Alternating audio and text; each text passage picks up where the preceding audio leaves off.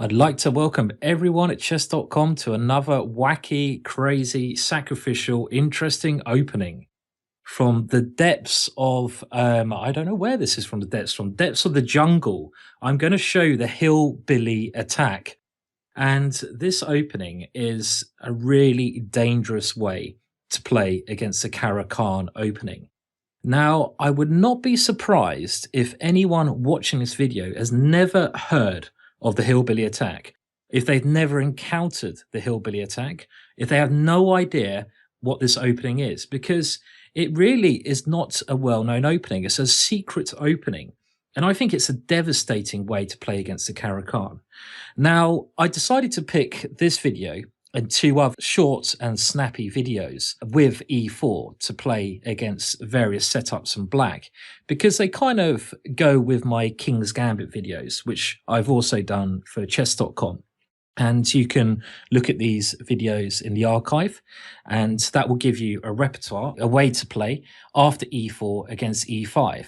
But now, relying on the move e4, you can obviously face a number of other options. So I'm going to pick some very interesting and super aggressive gambit ways of playing with white against some of black's most common setups.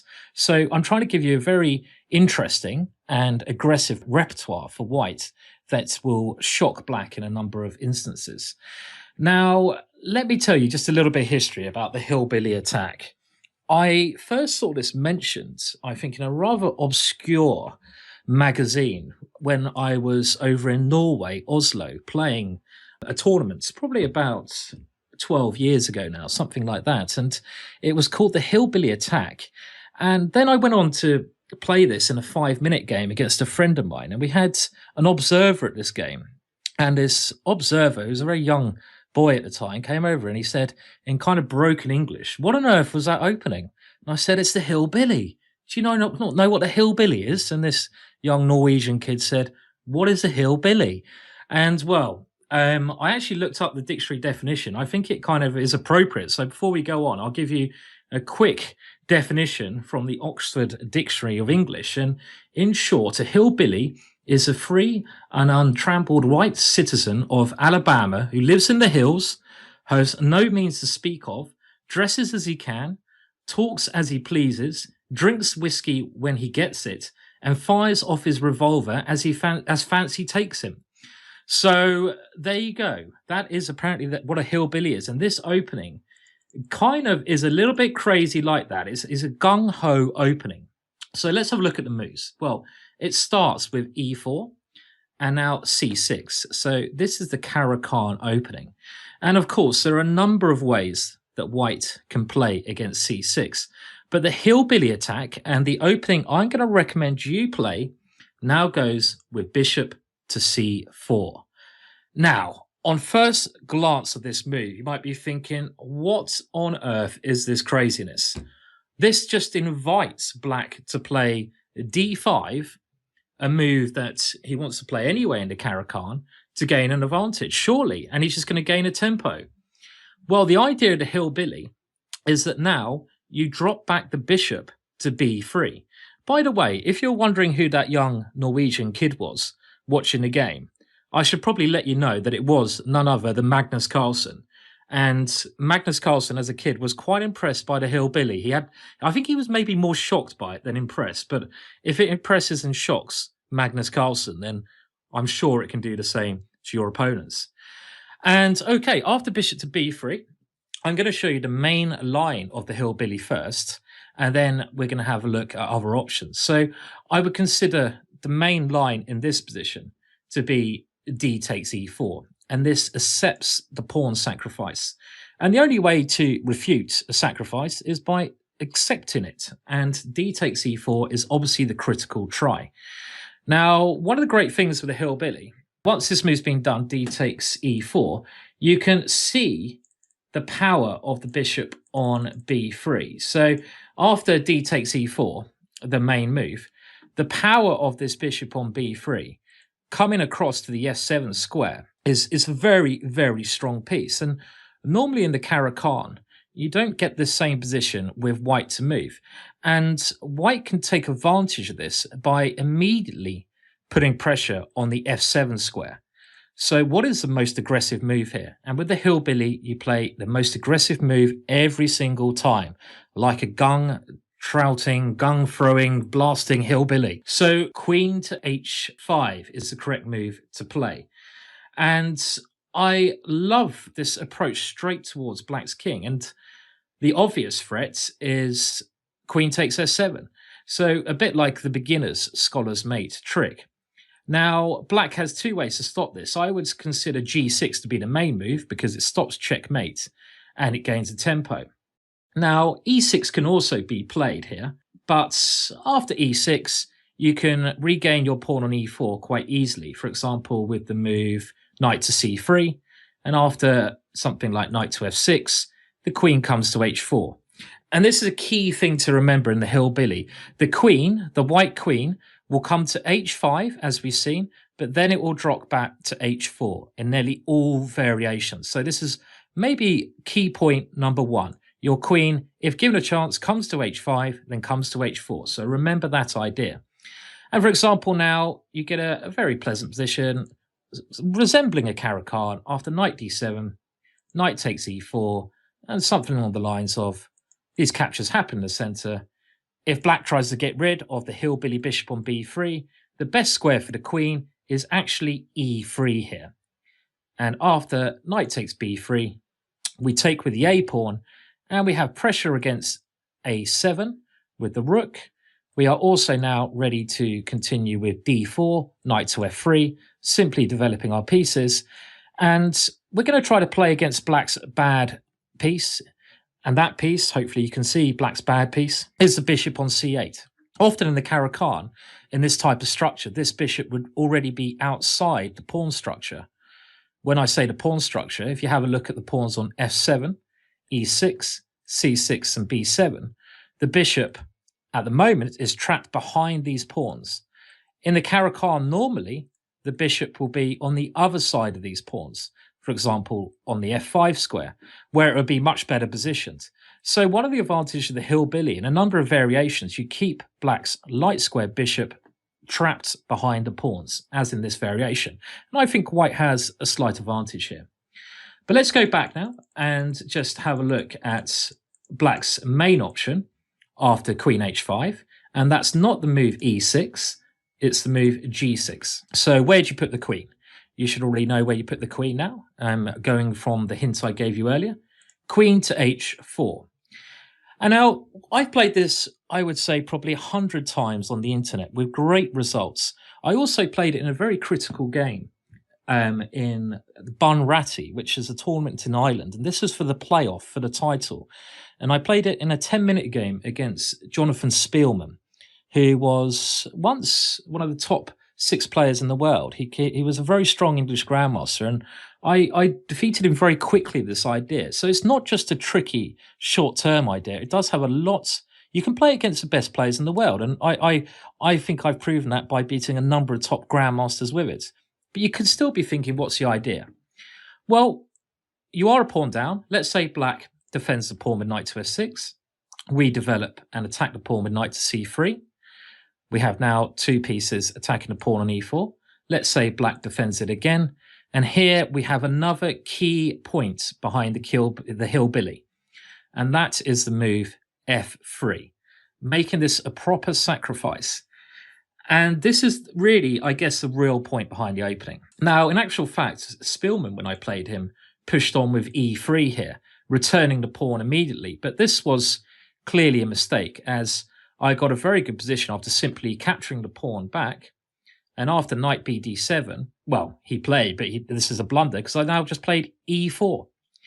And I gained, well, you can already see a very good position. The bishop has to go to e6, and we simply double his pawns with a very, very nice structure. So e3 is certainly not the best way to play against f3.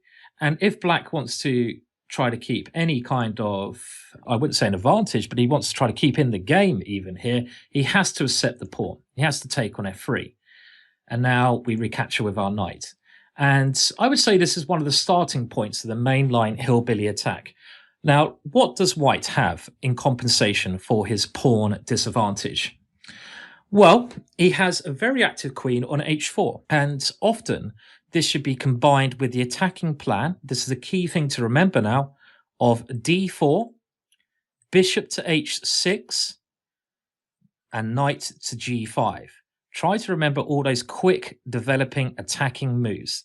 Very, very good ideas. Get those pieces into the game. So that's one key attacking idea. Another idea, your hillbilly bishop on b3 attacks f7, a weak point. So you can often go for knight e5, knight to g5 immediately, going for the square. And really, the simplest way to play this position for white is just go d4, castles kingside, bishop to h6, knight to g5, and attack, attack, attack. You have the open f-file for your rook. You have plenty of compensation. And I think this is a very, very promising position for white already. And in the majority of cases I found, black, you will reach this position in your games. Black will play precisely down this line. Now, let me just show you some possible ways this position could continue. Well, bishop to g7 looks entirely natural. And now we continue with our plan, d4. So now our bishop on c1 can enter the game. Every other white piece is doing a great job. And one of the great things I like about the hillbilly is the queen on h4. Now, one thing you may notice is similarity between this opening and the black Mardima gambit.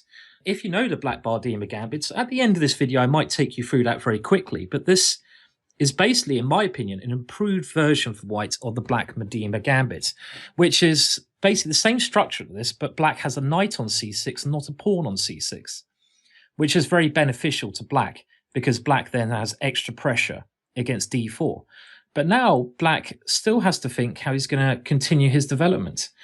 And it takes a long time for him to get his king anywhere safe. If he does castle kingside, you have this ready-made attack. For example, let's say after the move d4, black does castle kingside, which happens in a lot of games. Now we continue with our plan. Can you remember our plan here? Bishop h6, that is the correct way to play. And then you want to continue with knight to g5, castles kingside. You can even castle queenside if you like, and attack, attack, attack. For example, let's say black continues with knight bd7, simple developing move.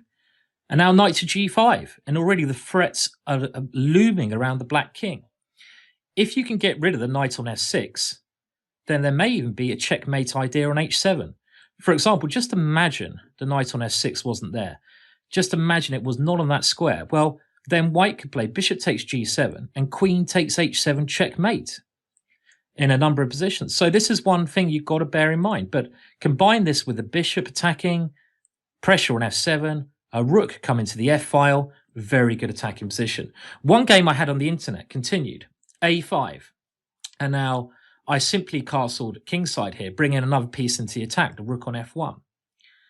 Now, my opponent continued b5, and his idea is clear. He wants to go a4, and this move would trap my bishop. But there is now a nice tactic here. I might just give you a couple of seconds to see if you can spot the tactic. It's not actually surprising there is a tactic in this position because white has so many pieces attacking. How many pieces does white have attacking?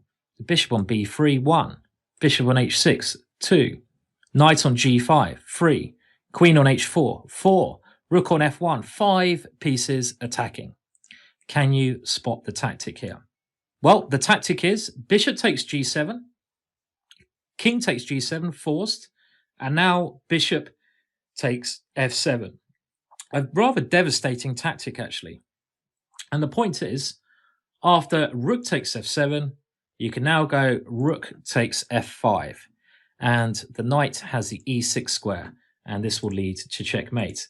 So this really just demonstrates one of the dangers with black's position.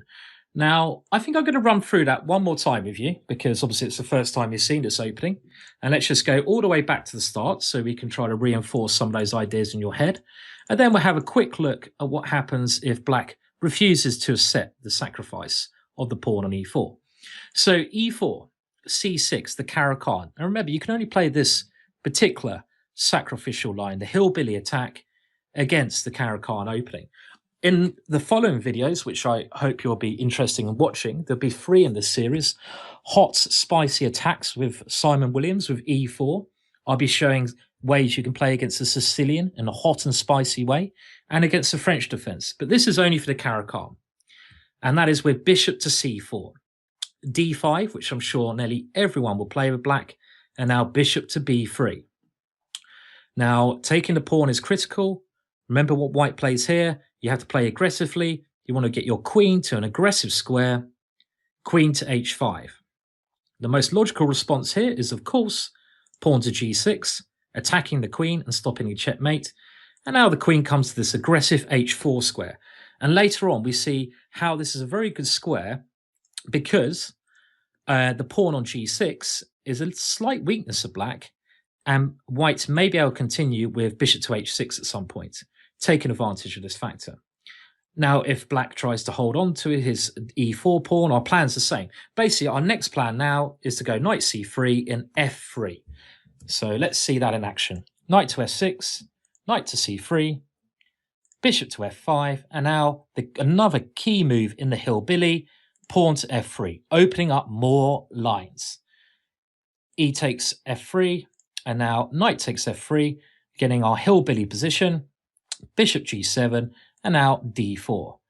Now, there are other moves here you can consider playing, but if you want to look at that, looking at the notes, there is a PGN also provided with this game where you can see more in-depth notes. There's only so much I can cram into a video without getting completely tongue-tied, so you'll have to bear with me there. For more in-depth notes, look at the PGN file.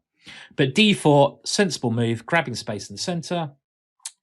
And now, well, we looked at last time what happens if black castles. Then he runs into this ready-made attack. Bishop h6, knight g5. Let's have a look. Instead of castling, what happens if black first plays knight bd7? Now, this maybe makes a bit more sense. If I was black, I would be very afraid of castling because it does look like the king's walking straight into a vicious attack. So this kind of makes a little bit more sense. So how do we continue now? Well, standard fashion. Bishop h6, the standard plan. It's such an easy opening to play. Now, if black takes on h6, you have ideas now, queen g7 even, knight g5, knight e5, all these ideas coming into the game. Let's say he tries e6 here. One variation I analysed here is castles kingside. I kind of like castling kingside rather than queenside in general because it brings a rook to f1, a rook to the game very quickly. And now, quite a beautiful variation here I was analysing is something like queen to c7, and now knight to g5. Black was trying to castle queenside, so your knight comes to attack f7 straight away. And something along the lines of knight to g4, it makes sense to kick this queen away maybe. Queen to h4, be careful, black was threatening his own attack there, so you've got to keep defending this pawn. And now I had another game on the internet which continued h6 here, very logical. But there is a crushing tactic here. Can you see that tactic? I'll give you another chance here. When you're playing the hillbilly, you have to play aggressively. And the tactic here, try not to go backwards in the hillbilly. Remember, you're this gun, you're this gun blasting, crazy hillbilly. You're not playing with too much elegance. You're playing with pure aggression.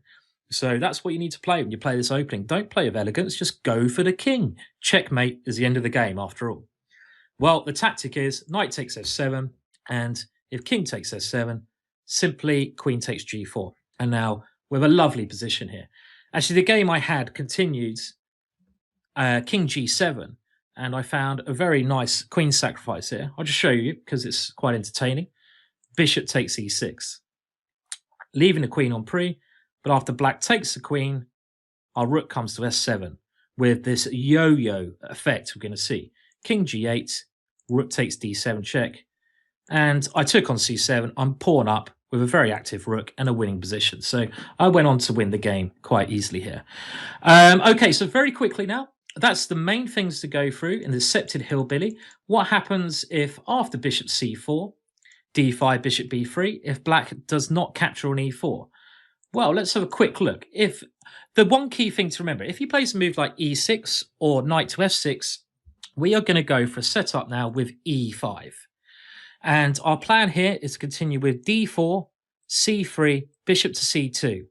And try to keep a very good center and bring this bishop, which is now not so good, onto the c2 square where it attacks along this diagonal. For example, c5, now c3. And if knight c6, d4. And this position, I think, is very playable for white, very easy to play for white. You can just play knight to f3, castles, bishop c2. Very similar to a French defense here. Very, very similar to a French defense. But you already have your bishop here. So this is one way that I think is a good way for white to play. Now, instead of e6, what would happen if black goes for knight to f6? Well, that's quite logical as well. But again, I think we continue with the same plan. e5, and after knight d7, simply d4. We want to go c3 and bishop c2 again.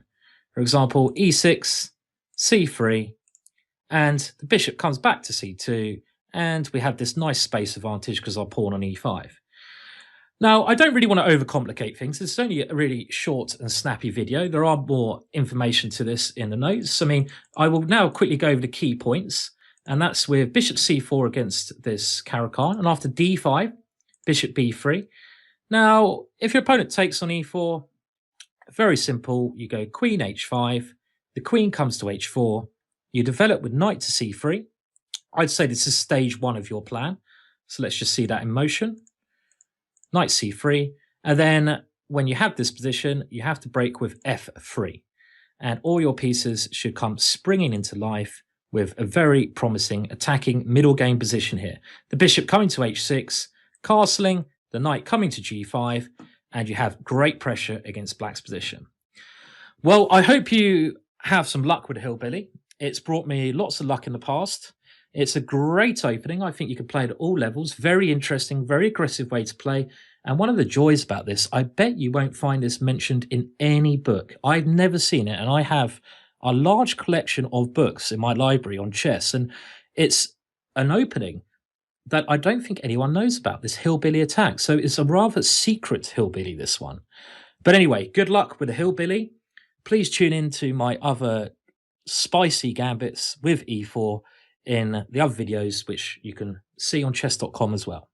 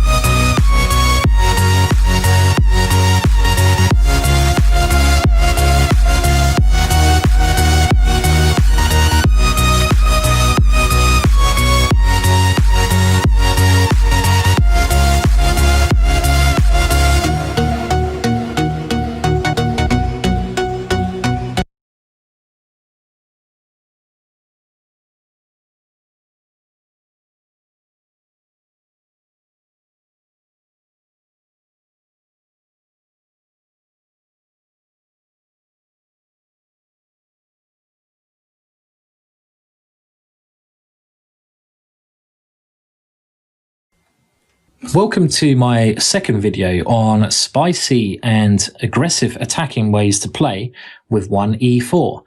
Now, I'm trying to keep sort of some snappy ideas alive with the move e4. Not maybe the most traditional moves, but very dangerous gambit ways that you can play to get your opponent out of his preparation at early stage and pose him some very difficult questions. And these openings I've done in this range of videos are really all aimed against Black's most popular openings, and they all involve gambiting with White and playing, shall I say, in the old way. When I mean the old way, the old romantic fashion, like Paul Morphy would play, going straight for opponent's king. None of this positional rubbish. We're going to try to checkmate our opponent's king, end the game, finish the game quickly. And I've tried all these ideas out myself against top opposition. So they're not just for, lower level play. They can be played at all level. And this next idea is an idea that you can play against the Sicilian defense. Now, of course, there is a number of variations in the Sicilian that you can play, but they all involve a lot of theoretical knowledge. And this next idea, I'm going to coin the delayed wing gambit. And it's an idea I used. I first used this to get my first Grandmaster norm in the British Championships, I believe in 2003. And I used this to defeat Erica Maria, a strong ladies player from Scotland. And this worked perfect for me. It got me a Grandmaster norm. So I used it in one of the most important games of my life. So I'm really kind of trying to tell you what I preach. I'm not just telling you rubbish, which I don't play. I play this rubbish. No, it's not rubbish. I'm only joking. And the idea is after the move c5, you now play the kind of ridiculous looking a3.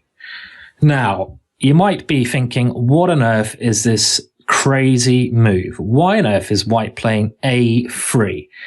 Has Simon gone bonkers, finally? Well, I don't think so. It's not an idea of my own. It's an idea I saw. I think it first came to my attention by a Russian player who's brought out a book on this. But it's not really played at all. And again, it's an idea I think a lot of Black players will struggle to face. Now, what is White trying to do? The simple answer to that is White is trying to advance with b4. If White can advance to b4, you can try to distract Black's c-pawn away from the defense of the d4 square, and then you can gain control of the center with d4.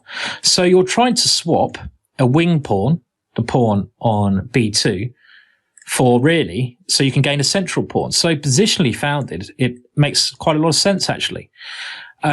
Now, there are a number of ways that Black can play against this, obviously. A number of possibilities. And the aim of this video is to very quickly go through these ideas and to make sure you're comfortable playing against them. Now, the key ideas I'd say here are e6.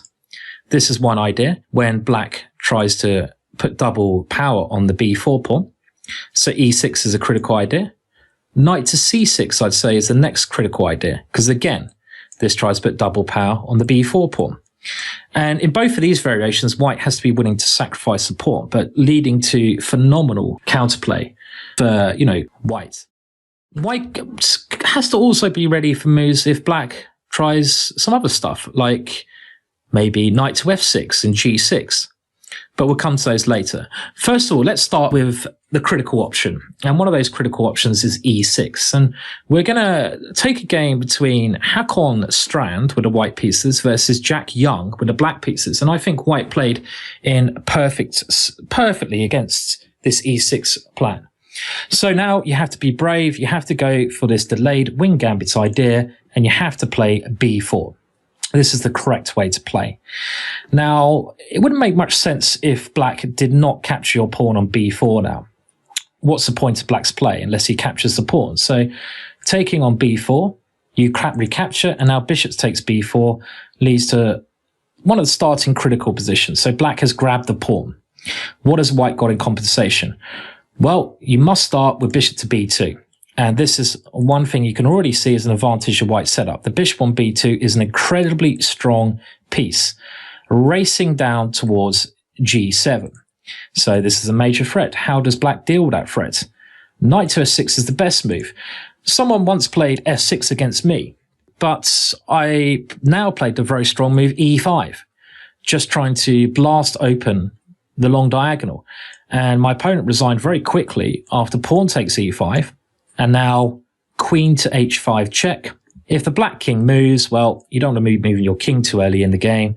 And after g6, queen takes e5, wins the rook on h8. So that's clearly not the best way for black to play. The much better move here is knight to f6. And now you have to you have to try to create threats every move in this opening. And the way to do that here is by attacking the knight with e5. The knight should now come into the center, knight to d5. And again, this is a position we should discuss a little bit. What does white have in compensation? Well, for a start, black's pieces have moved away from the king side. They're all kind of venturing over to the queen side. The knight on d5 and the bishop on b4. And this means white often has strong ideas of queen g4. So this is a key point in this particular variation. When black goes e6 and takes on b4 with the bishop, remember to bring your queen to g4 in a number of variations, trying to attack this square on g7. So this is one key point. Another key point is you can keep using your pawns to attack black's pieces. Let's just see that in action. For example, c4. Now black has to decide where he moves his knight. Does he go to c7, to b6, or to e7? In my opinion, knight to e7 is the best move. And against the move knight to e7, we'll come to that later on, white has to play in a different manner.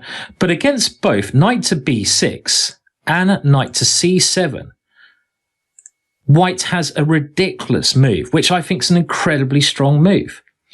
For example, knight to b6.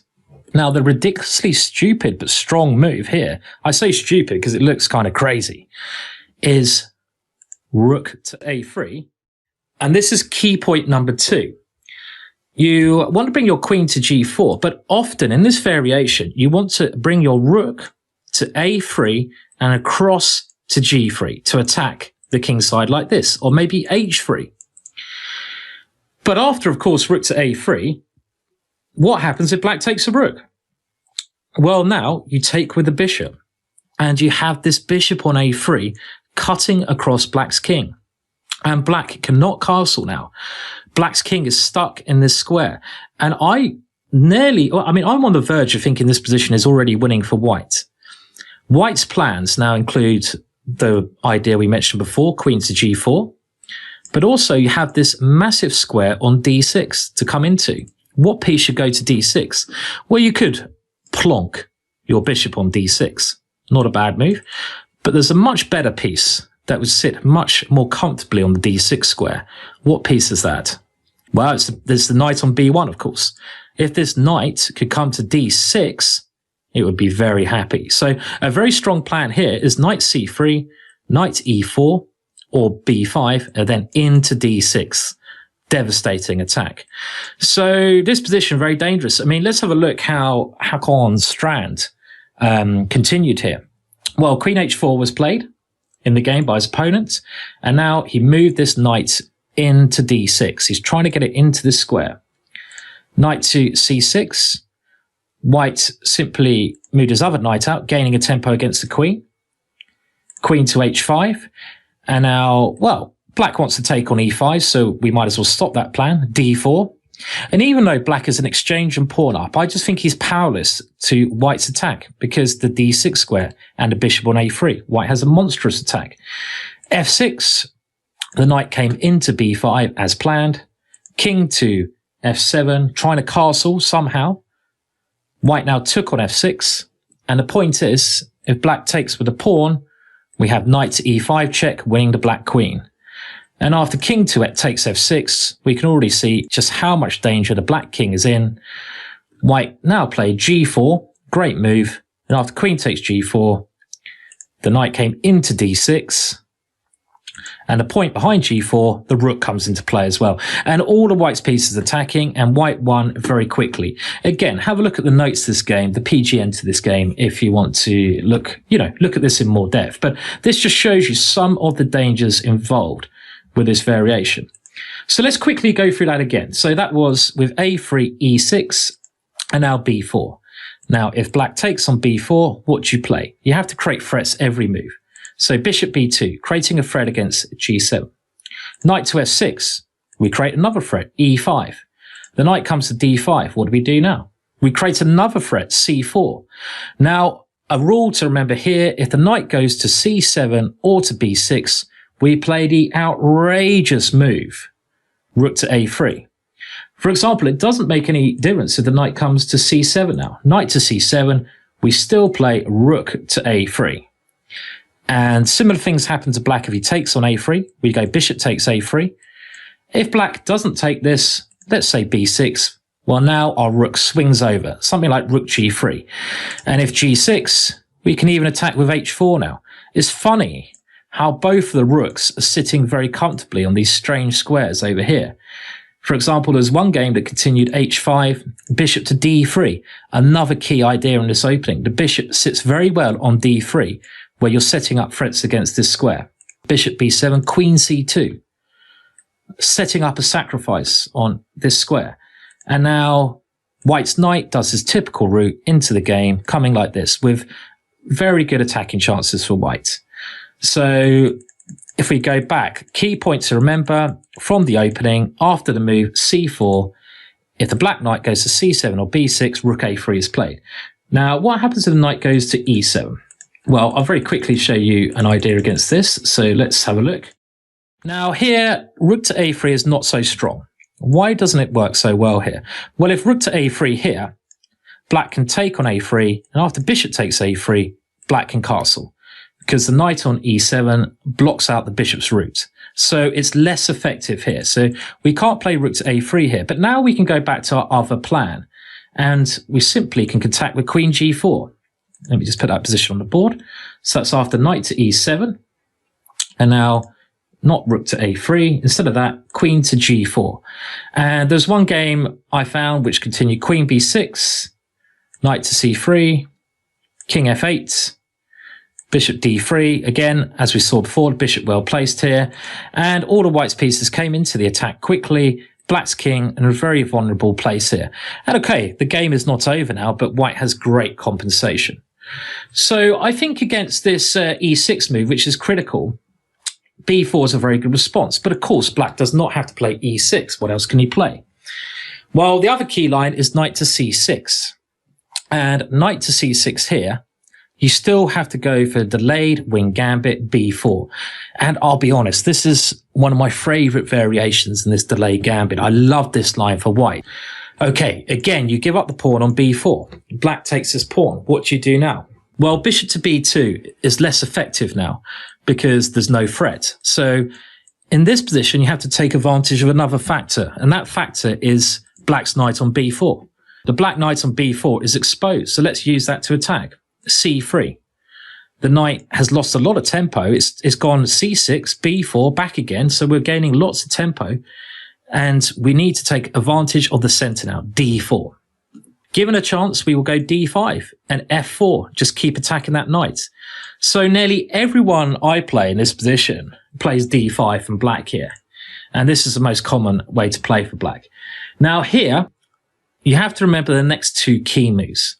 First, you take on d5, bringing the black queen out, and now knight to a3. This is the key move, knight to a3. And this is the move which on the surface is a little bit hard to see. But knight to a3, and your main idea now is knight to b5, knight to c7. A massive family fork. So this is the one idea you're trying to get to work here. And I already like white's position here. I think white has great compensation for the pawn. For example, one game I found continued e5. What do? Well, we continue with our plan. Knight to b5. Now, the threat of knight to c7 is very devastating here. I mean, for example, if black moves the queen back to defend against this, we just simply push on with d5.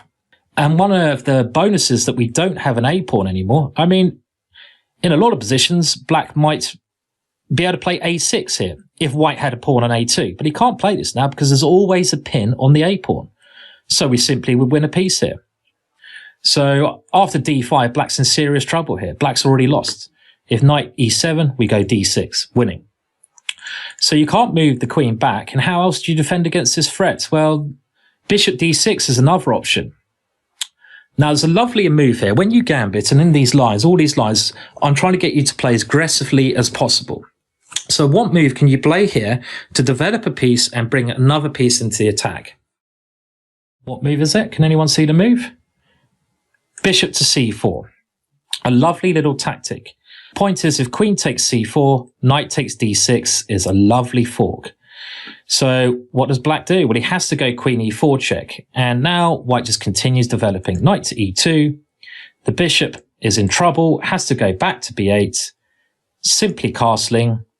And after a move like knight to f6, black wants to castle. This is very similar to the last variation we looked at with e6. How do you stop black from castling? Bishop to a3 with a great attacking position. All of white's pieces attacking. Your knight is ready to come to g3, rook to e1. Very good play for the gambited pawn. So I think you should be very comfortable with that line, indeed. So let's just have a look at that one more time. If we go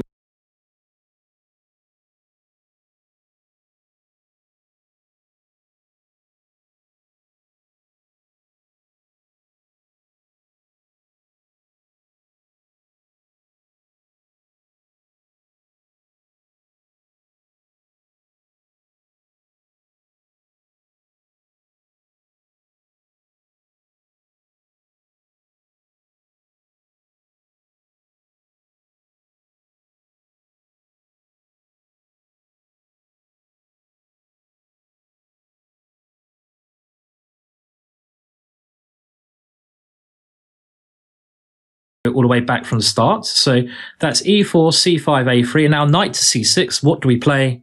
We play b4, giving up the pawn. We always go b4. And after knight takes, we gain the center, c3 and d4. Black normally goes d5. What's the key point here? You have to take and you have to go knight to a3. Now, black doesn't have to play e5, of course. Another game I found was with knight to f6. But even here, you continue with your plan, knight to b5, threatening knight to c7, and if queen to d8, two strong moves here. I quite like bishop to f4, that'd be a great move here. I've had a number of games online which have gone bishop to f4, threatening this move, and after knight to d5, I've gone bishop to g3. Now I've had a number of games which have gone a6, but here I've simply gone c4, and my opponent has forgotten about this pin. And already black is lost. He can't move the knight on d5 because knight c7 will be winning. Very strong plan. So another idea, I mean, after queen d8, if the queen ever moves away from d5, a rule to remember is you can always push on with d5. So if the queen ever moves back, push on with d5. And this is tactically possible because if knight takes d5, we win a piece with queen takes d5 and knight c7 check. So that's why the tactical justification of that. So again, I think white's got great compensation in all these variations. This is after a3. We've looked at the critical moves, knight c6 and e6. What else can black play? Well, black can also play the move, maybe knight to f6 here. I mean, knight to f6 is one way black can play to try to take advantage of this funny move a3. What do you do against this? Well, here you should continue with e5. Attacking the knight, and after knight d5, d4. And this leads to you gaining a space advantage. After pawn takes d4, queen takes d4, the black knight is on pre, black has to defend this. And again, in this variation, another key point, if the black knight comes to d5, we should kick that knight away with the move c4, nearly always. And now black should gain a tempo by attacking the queen. Now the queen in this line should come to e4, then back to e2. For example, queen to e4, and now black's best move is probably f5, queen to e2. The black knight now has to retreat somewhere like knight to c7, and now knight to f3. And I think white is better here. White has a space advantage. White is ready to go b4, bishop b2, and black is very cramped. So again, I like this variation for white. Now, against the move g6, this is the only other move I'm going to have a quick look at. G6, what should we do here? I mean, this is very logical, and this is a good way for black to decline any of the gambit play. I am now going to suggest a crazy move, h4. There are a number of ways you can play it. So if you don't like the h4 move, you could just go b4, bishop to g7, knight to c3, and play in this manner. I mean, if black doesn't ever want to win the pawn on b4, you can just simply play b4 and just play like you're playing with a queenside initiative. So that is one way to play. I mean, I always go h4 here, because when my opponent goes g6, I love attacking with my h-pawn. For example, bishop g7, I just push my h-pawn and try to take advantage of his bishop being here. Something like knight c6, knight c3. And we just play normally now, but with our pawn on h5, which is a really real fawn for our opponents. Just develop our pieces. And when, you know, if the black knight ever develops, let's say to g7, we always go h6, asking the question to the bishop. So you do get a lot more sort of quiet positions after the move g6, but you can either now continue with h4 or with the standard b4 move after g6. So it's up to you. There are more quiet positions. What else can black play? Well, if d5, I would play this now like a Scandinavian without the moves a3 and c5 being played. So I'd simply take on d5. And when my opponent takes on d5, I just play knight to c3. And if we compare this very quickly to the Scandinavian opening, which is e4, d5, when we take on d5, queen takes d5, the main difference is there's a pawn on c5 and a pawn on a3. And I think this actually helps in the line we're looking at. I think it's better for white to have a pawn on a3, and black, I think it's bad for black to have a pawn on c5, because in the Scandinavian, after knight c3, one of black's main moves is queen to a5. And of course, in our variation, after a3, d5, black can't play this after knight c3 because there's a c pawn in the way. And we also now have possibilities. Let's say the queen goes somewhere crazy, like f5. Well, we have possibilities of going knight b5 again, all with aggressive play. But again, I think I'm going to stop there. They're the key ideas for this delayed wing gambit. A very dangerous idea you can play against the Sicilian with a3. And the main idea is go b4, offer the sacrifice of the pawn, play with the initiative, either gain the center. So you normally gain the center after knight c6. This is when you go for the central gain with c3 and d4. Or if your opponent accepts the pawn in a different way, let's say your opponent goes e6. Now you go for quick play with bishop to b2. And don't forget this crazy rook move if you get a chance. Rook to a3, a beautiful idea. Anyway, that really sums up this opening. Obviously, there's a lot more to it, but I think that's going to give you a good basis and good attacking chances. Hope you enjoyed that video. Give it a go. Give me your feedback. I don't always get a chance to respond to all the messages I get, so I apologize in advance for that because I'm quite busy filming, etc. But I do try to look at your messages. So good luck if you're brave enough, should I say, to try the opening out. And please stay tuned for the last video in this mini-series, and that is a way to play against the French defence.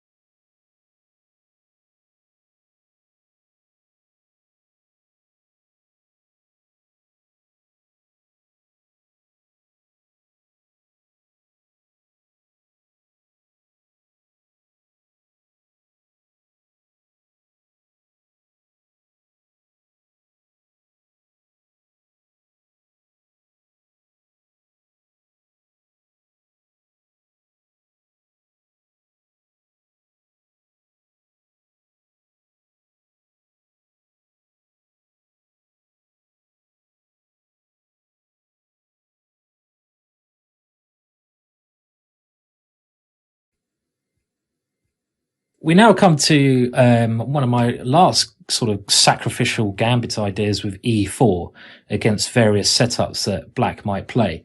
Now, so far in this series, I suppose we started with the King's Gambit, and maybe in the future we'll have a deeper look at the King's Gambit, but there's 5 videos on chess.com for you to give you a taste of the King's Gambit. So that's a line you can play against e4, e5, obviously. We also had a look at a way to play against the Caro-Kann defense, the hillbilly opening with bishop to c4. So that's also going to be in the archives. And then we looked at the Sicilian. So we're going through all these openings one by one. Another crazy idea, A3.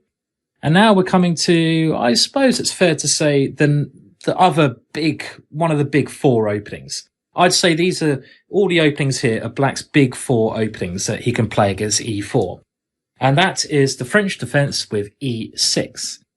Now, this is an opening I've played most of my life with Black. I mean, only recently I've kind of given it up a little bit, but it's a very solid way for Black to play. And often White finds it very hard to break this idea down. So you might be thinking at home, how on earth does White sacrifice a pawn and go for some crazy attack against the French defense? Well, I think it's worth pointing out this opening I'm going to show you now, which is really the wing gambit again. So it's the French wing gambit, and it's another idea which we played B4 very early in, is very similar in spirit to the delayed wing gambit against the Sicilian. So I'm trying to keep a theme with these videos so you can, I don't want to confuse you too much, and it might be easier for you to memorize the ideas then. So in the Sicilian, I mean, which you can see in the archives, the idea after C5 was to go A3 and B4 in one of my previous videos. So this wing gambit. Now, the main idea in this opening I'm going to show after E6 is to play, first of all, knight to F3. So we do not play the standard D4 move. We first go knight to F3. And now every French defense player here will go D5. And here we push on with E5. And again, nearly every French defense player will play C5 here. I can promise you that. Against B6, now we can play the move D4. And this is like an advanced French, but Black has wasted a move playing B6, which he doesn't really necessarily want to play. It's kind of a waste of time in this position. I mean, it just doesn't make much sense. Okay, bishop A6 is always an idea, but White has a nice space advantage here. So trust me, every French defense player here will want to play C5. And what on earth is this wing gambit idea I'm talking about? Well, it is the move B4 now. Wow, what is this move, you might be thinking? Well, the basic point of this move is that if Black accepts this pawn, I'm now suggesting we go D4. And my idea, I'm going to tell you about the idea of this first, and then we're going to look at some games, is to go A3. When Black takes on A3, I want to go C3.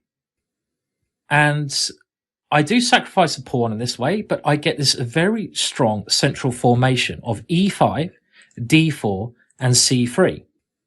And it's very hard for Black to ever break this pawn formation down. Now, if you know anything about the French defense, you might be thinking, what's the difference between this and the advanced French? Well, I think it's important for this video for me to tell you the difference. First of all, let's just see a couple more moves. So let's see my idea in action. For example, knight to E7, A3, knight to C6.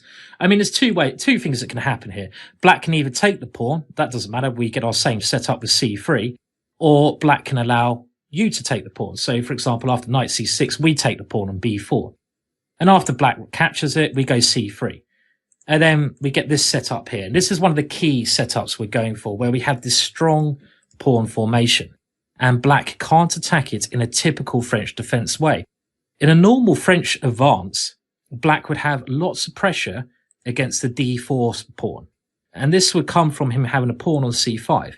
Let me just show you that. So let's go all the way back to the start. So a normal French defense would go along the lines of D4, D5. Now the advanced French, which is similar to the wing gambit, goes E5. But after C5, you go C3. Black goes knight to C6. You go knight to F3. So this looks quite similar to our line, but the major difference is Black in these variations has lots of pressure against D4. Black's queen comes to B6. Black's knight often comes to F5. You have all this pressure against D4. And this is really annoying for White. In our variation, Black doesn't have any of this pressure against the D4 pawn because we've gambited. We've forced our opponent to get sidetracked. So let's just go through the moves again by taking our B pawn. So after B4, we've sidetracked him by taking these pawns on the side of the board so we can gain a big center. Now, let me just show you the kind of ideas you want to be using in your games in action now. So this is the basic point, is to first of all go D4. Now, the reason I play d4 in this position rather than a3, and a3 is very similar in spirit, is if I go a3 straight away, black may play d4 himself. And I don't want to allow this. I'd rather not allow this move. So instead, I want to play d4 immediately and stop this idea. And black has a number of ways to play, but okay, this is where we have to talk about our setup. The main ideas from whites is a3, and if given a chance, we will take on b4 and go c3, gaining our pawn center. After a3, if black takes on a3, we will go c3 and gain our pawn center. We'll see this in motion in action. So first of all, we gain our pawn center, c3, d4, e5. Then once we have that, our typical idea, attacking idea, is bishop d3, castles kingside, and often knight to g5. Okay, let's see this. Okay, so there was a game here between two quite strong players, which continued knight to e7. a3, this is our key idea, trying to force a black pawn away so we can go c3, controlling the center of the board. Knight to c6, and now black hasn't taken on a3, so what do? We capture on b4. Black takes with check, but now we gain our pawn center. So even though we're pawn down, we have this very good base for attack. So compensation-wise, I mean, black's pieces are cramped. The bishop on c8, very bad piece. Our bishop has a lovely square on d3, and this is the key square for this bishop. We also have the open a file. Maybe we can attack along here at some point. But bishop d3 was played.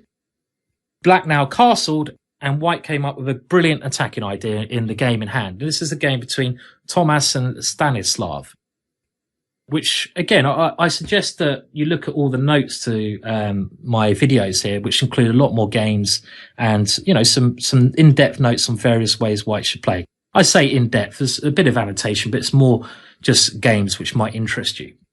And now here, white played a great idea. It's all based around attacking h7, h4. Really lovely idea. And the point is, again, knight g5 is now coming with attack against h7. Black played f6. White simply took on f6. And after bishop takes f6, the typical great Greek gift now worked. Bishop takes h7 check. And I'm sure a lot of you watching this video has seen this idea in action before. It's called the Greek gift, and it's an idea that we see time and time again in various chess openings. The point is, after king takes this pawn, we see why white played h5, knight g5 check. And after bishop takes, the h file is now opened. And after king g8, the queen comes in to h5, and black is pretty much losing here. Knight e7 was played. Now g6, threatening queen to h8 mate. But this is a very good position, and white went on to win this game very quickly. But it shows you some of the dangers of this opening if black castles too soon. So if black castles too soon, your bishop on d3 combined with h4 and knight g5 can lead to a devastating attack. So bear that in mind. Now, in the normal French defense, if black had a pawn on c5 here, which we demonstrated in the advanced French, black may well be able to generate enough play against d4. But here, black loses a lot of time because he has not really any good pawn breaks. Okay, let's go back to the start again and see some other examples of this in action. So against the French, we go knight to f3. Black plays the French. We push on with our e-pawn. And after the typical move c5, we divert black's c-pawn away from the center, b4. Now, black, of course, doesn't have to take this pawn. He can do some other moves. I mean, black can also go, for example, b6 here and decline the pawn. Now, there are a couple of good ways to play against this. I'd recommend you just go a3. c3 is also good. And your idea now is to go c3 and d4. Black can't really win this pawn on b4 anymore. Well, he can do, but again, we just get our wing gambit position. c3 and d4. And this is exactly what we'd like. But we've gained a tempo, really. So if black does go b6, we go a3. And let's say after a move like knight to e7, now we go for c3 and d4, gaining a good advanced French. For example, c3, knight f5, d4. Space advantage. We could continue with g4, h4 at the right moment, and we have a nice advantage here. So this is a pleasant way to play. So against b6, key thing to remember, you go a3, c3, d4. That order. Or you could go c3 first. Now, what happens if black goes c4? Well, that's another good question. Against c4, what do we do here? Well, I now recommend you go c3 and d3 or d4. Very simple. If black ever plays a5, we go b5. And now let's say something like knight to d7, we go d3. The same is pretty much true with d4. I think black has to take on pass on in that case. But after d3, black takes, our bishop comes to this nice square, and we go for quick development again.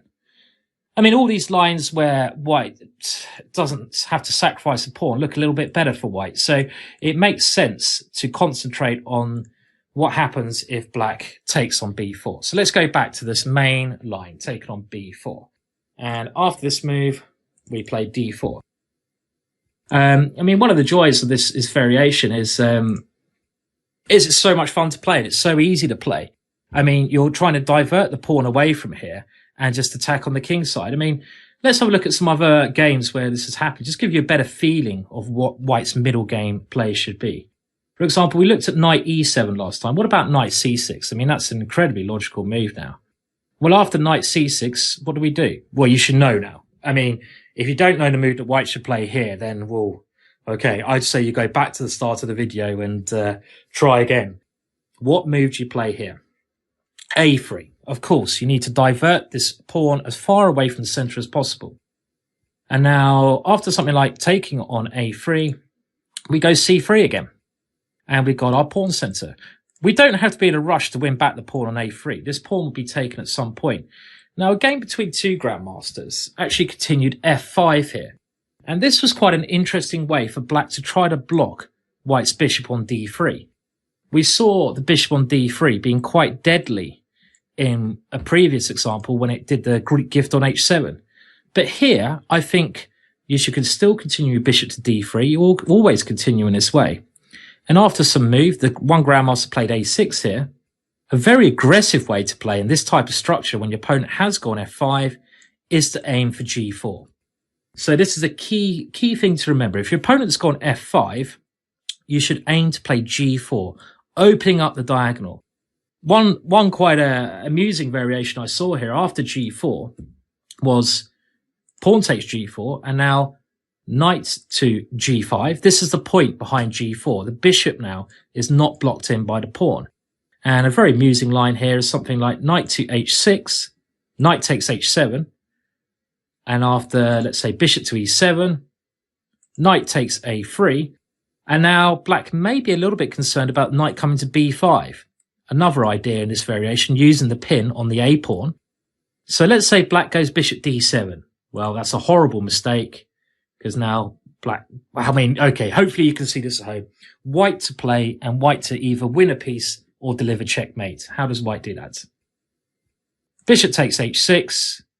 And now, well, black probably should not take the bishop back, but if black does take the bishop, this very peculiar checkmate, bishop to g6 checkmate. Quite an amusing position, I think you'll agree there. But, okay, the key thing we can remember from that game is that if, for some reason, black plays f5, we try to go g4. We try to play g4. That's the key thing to remember. So what else can happen after something like a3 here? What other things can black play? Well, I want to show you another key idea for whites. Let's say the move a6 is played, and this is often quite a useful move for black to play because at some point later on, white's knight might want to come to a3 and into b5. So it kind of keeps control of the b5 square. How do we continue now? Well, you should know how to continue. If black doesn't take on a3, we should take on b4. And then we get our strong pawn center. And after bishop to e7, our bishop comes to d3. And it's very hard for black to finish his development in these types of positions. I mean, how does the knight on g8 come into the game? If it ever comes to h6, we take it. For example, knight to h6, we take it. And black's pawn structure is destroyed. on the king side. So it's very hard for him to develop. I mean, if black tries to concentrate on queen side play, the typical idea I wanted to mention was we finish our development, castles, something like rooks at c8. Now we've got to get these pieces into the game. Knight to a3 is a nice idea. This knight can often come to c2, to e3, around into the game that way.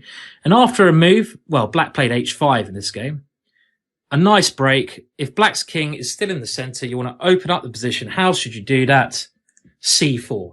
And this is a move I wanted to mention. So if black doesn't do much and you're allowed to get your setup and you're allowed to finish your development, you're allowed to get your pieces developed, the move c3, c4 is a great way to open up the position towards your opponent's king. And for example, this game two grandmasters I found continued pawn takes c4, knight takes c4, and now white just blasted away, knight d6, and now another brilliant move from white, bishop g5 and d5, opening up the center. Try to open up your opponent's king.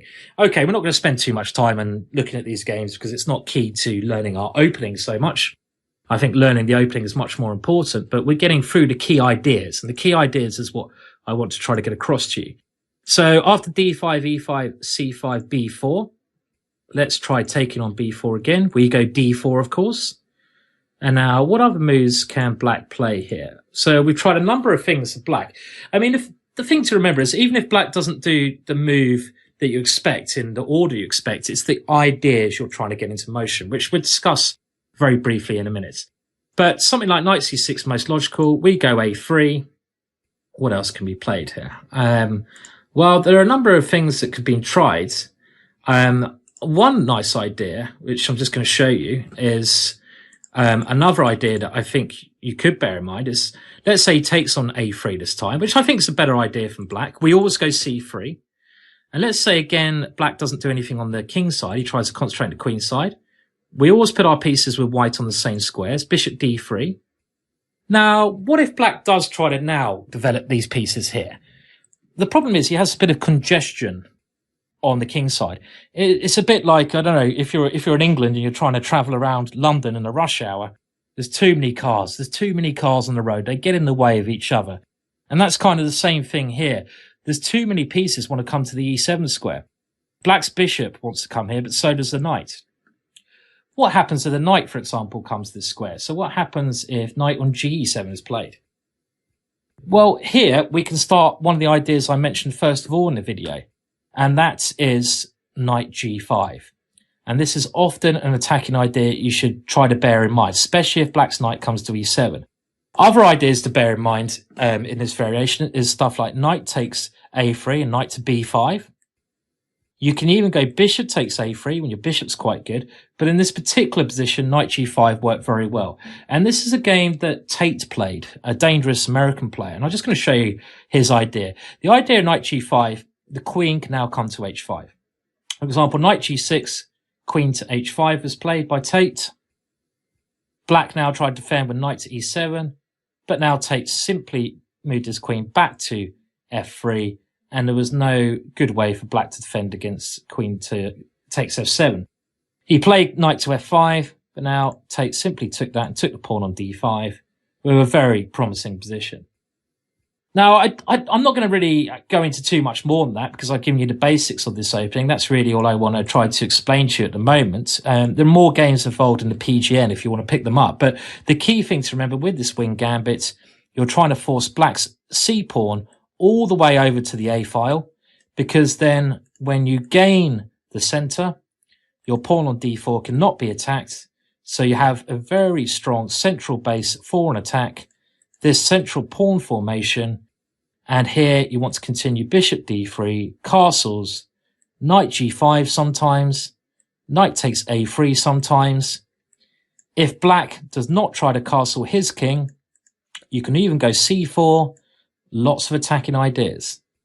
So that concludes this video and this wing gambits that I've gone here. So I've given you lots of interesting ideas you can try to play with e4. And really, I mean, these ideas are fun. They are interesting. I've played them a lot myself. And why do we play chess? Well, I think we play chess to win.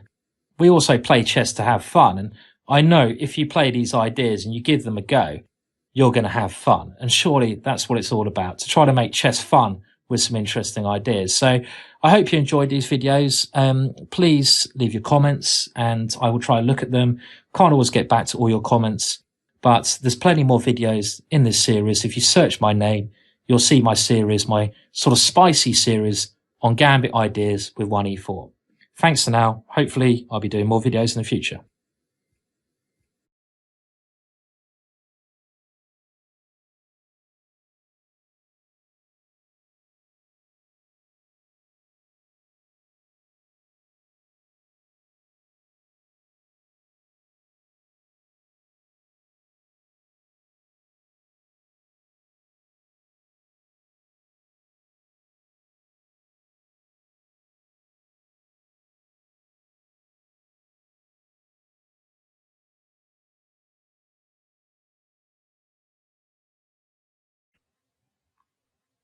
Hello, chess.com viewers.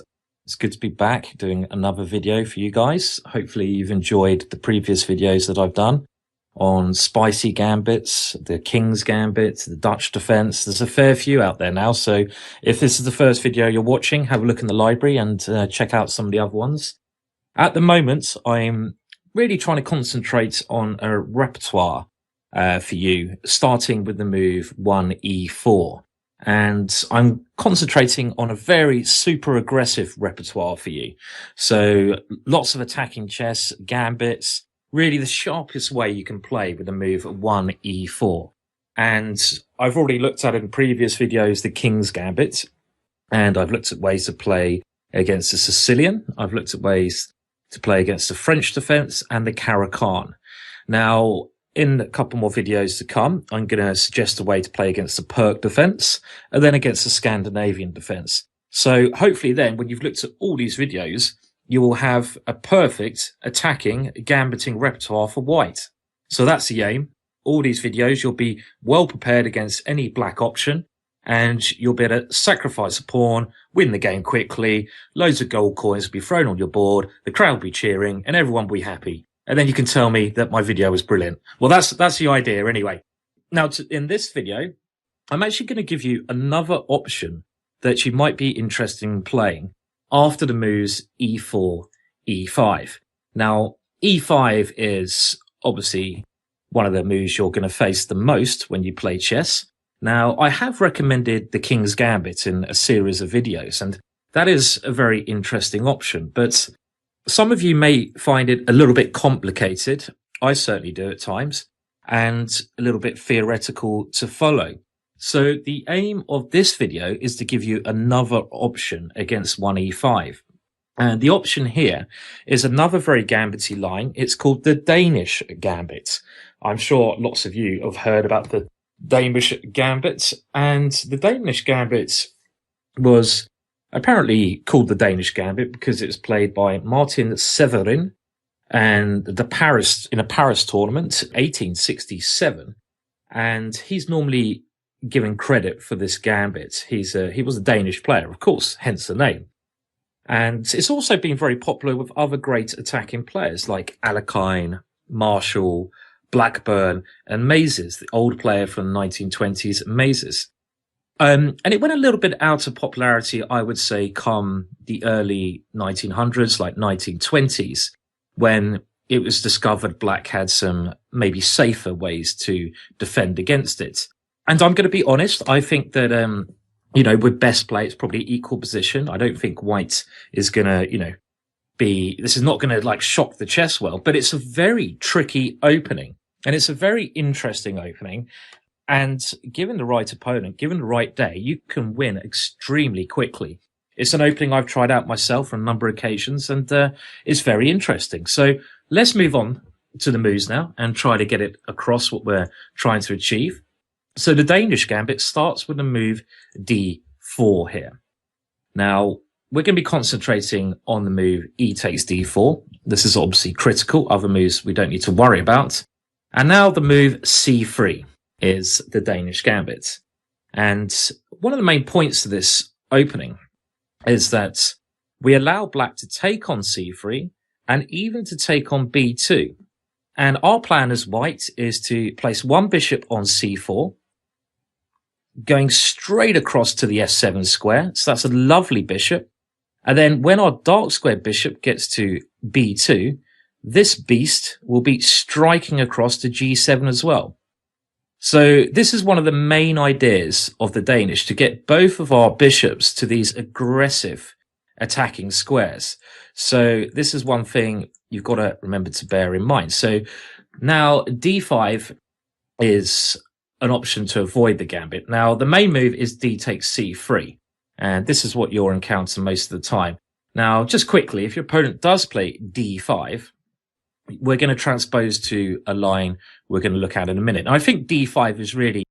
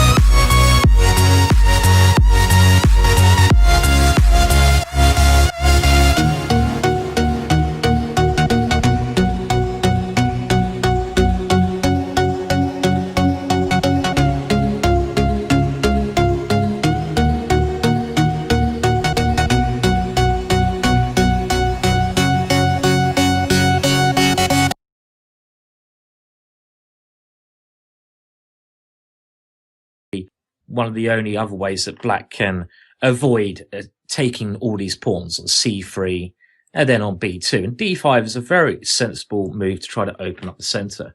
So after d5, we should go pawn takes d5, queen takes d5, and now I'm recommending we just take on d4 with our pawn. And after something like knight to c6, we should play knight to f3 to defend our d4 pawn.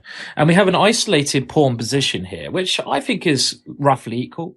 But black, in my opinion, has to be more careful than white in this type of position. And our plan as white is very straightforward. We're going to go knight to c3, attack the queen. We're probably going to place our bishop on f1 on e2, because our opponent may well go bishop g4, and it's especially the right square to place on e2 against that. And we're going to simply aim to castle quickly. So knight to c3, bishop to e2, castles quickly. And then if we get a chance, we want to go d4, d5, start a quick attack. So these are our main ideas in this declined version of the Danish Gambit. So let me just show you some moves just to give you a rough idea of what might happen. So let's say bishop to b4 check, a very logical move from black. We now continue with knight to c3 as planned. Bishop to g4, I consider this to be the main line now. Bishop to e2, so we should always make sure we can take on f3 with our bishop. Let's say black takes on f3, we recapture back. And there's a nasty trick here. Black can't play queen takes d4, because he'd lose his queen to bishop takes c6 check. So he cannot play that. And the main line is queen to c4 here, trying to stop white from castling. If the queen, for example, goes somewhere else, let's say all the way back to somewhere like d7, well, here we can actually just castle very quickly. And remember one of the main ideas I mentioned before? It was d4, d5. This is a move we want to play next with some good attacking chances, especially the rook coming to e1 quickly with check. So that's not too worrying. So instead of this move, queen to c4, and now I think you should enter into an ending here with queen to b3. And this is probably equal, but I think black has to be a little bit more careful than white. For example, queen takes queen, pawn takes queen, and this bishop of ours is very strong on f3. And now if knight takes d4, we can actually play bishop takes b7. And now you can check this if you want yourself at home, but I looked at one line with knight c2 check, and our opponent can take on a1. I won't go too deeply any more on this. We take on a1, and our two bishops are very good in the ending. And this was played a long time ago. But this is a well-known line from a long time ago. But I don't think you need to get too concerned about this line, as long as you remember to play in a very simple fashion after this move. Let's just go back d5. After the move d5, what do? So this is our opponent declines the gambit. Well, we should take on d5, take on d4, and then develop both our knights and go bishop to e2 and get castle quickly. I mean, there was another game here, just shows some of the dangers that black has in this position if he's not careful. Instead of bishop b4, knight to f6 looks very natural. Then we can either go knight to c3 here if we wish, or we can play bishop to e2. Just the same kind of plan. And now let's see this line bishop b4 check one more time, knight to c3. Well, if bishop g4 now, it's slightly different because we're able to castle a little bit quicker here. And we're already threatening the queen on d5. And this shows a typical trick you can do if our opponent moves the queen away. Remember the move that I said you should play given a chance when you've castled, got your knights out and bishop out? d5. And this forces the knight away. And white won very quickly in the game Kritz versus Richter from Germany, year 2000, after knight to e7. And now we get aggressive. Always play aggressive moves. The whole idea of this opening series is aggression. Can you see an aggressive move here? Knight to b5. And after queen d7, white played queen to a4. And in this position, black actually resigned. Maybe a little bit premature there, but it's a very difficult position because we're threatening the bishop and we're also threatening knight takes c7 check. And if something like bishop to d6, we can go knight takes bishop and bishop to b5, winning the queen. So that's a very straightforward way of playing. Right, let's go all the way back now and let's have a look at what happens if black accepts the Danish gambit. So that's with d4 takes c3. So far, we've mainly just concentrated on d5. It's much more likely your opponent will take on c3. Now, there are a number of ways you can play this position, but we're going to only concentrate on one move. And that move is bishop to c4, the true Danish gambit. And with this line, we're really tempting our opponent into taking on b2. And then we get our compensation I mentioned before of our bishop on b2 and our bishop on s7. It's really like romantic chess, this. You're giving up all your pawns. You're just trying to get your pieces into the game quickly. Nice flowing moves, attacking, flowing chess. So it's very fluent chess. And it's a very romantic way to play. And again, there are a number of options here. There's the move d5. There's the move d6. But I think before we look at this, let's take a look at what happens if black takes on b2. The most obvious move. So black takes on b2. We obviously have to take back with our bishop on b2. And with 2 pawns down, what ideas does white have? Well, your main idea here is queen to b3. The whole Danish gambit works because of this move, queen to b3, where you're trying to get all your pieces lined up against f7. Now, you should combine this queen to b3 move with simple development, knight to f3 and castles. Sometimes the knight on b1 comes to c3, sometimes to d2. But you're going for quick attacking development. This is the key thing. There's a number of moves here, again, and let's first have a look at one of the most popular moves, bishop to b4 check. How do you meet this? Develop. Knight to c3. And the knight can come to d5 very quickly here, so that's one of the benefits of this, obviously when you get your king out of the pin. And now I'm just going to show you a game where we can see White's typical play, his typical attacking chances come good here. So let's say now queen to e7. Knight to f6 is another move here, but against something like knight to f6, we continue in our normal fashion, queen to b3, attacking the bishop, lining up against f7.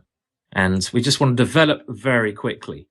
So after queen to e7 here, again, I'd recommend putting the knight on e2 this way to defend our other knights. And after something like castles, now White's finished his development. Let's say Black tries to develop a piece with knight c6. What is a typical attacking idea here? Now that you've got your queen out, both your knights out, hopefully you can find the typical attacking idea. It's one of the reasons the knight comes to c3. Well, a great move here would be knight to d5. This unleashes the bishop on b2, puts some pressure immediately in the center of the board, and it turns into now a very good attack for White. For example, Black really has to take on d5. Otherwise, we're going to take on f6, destroying Black's kingside. And after bishop takes d5 is the correct move here, I feel, because we don't want to block our bishop in with a move like pawn takes d5. I want to keep my bishop on this diagonal, this strong diagonal. And on the surface, it may seem that this position is not too dangerous for Black. It might look, well, what's White's doing? But this bishop on b2 is such a strong attacking piece. And if Black now very casually played a move like d6, well, after something like queen to g3, our attack becomes very strong. Queen takes g7 mate is really hard move to stop, and we can just see this pressure and how this pressure is working perfectly here. So this is the kind of idea you've got to bear in mind. So let's just go back now and have a look at a game that continued with bishop to b4 check here and knight to c3. And now there was a game I had in mind, which was a very nice finish for White. So I'm just going to show it very quickly. And in that game, Black played the immediate queen to e7. Now, there are a number of options here, but generally, I think in this system where Black checks on b4, generally, I think your knight is well placed on e2.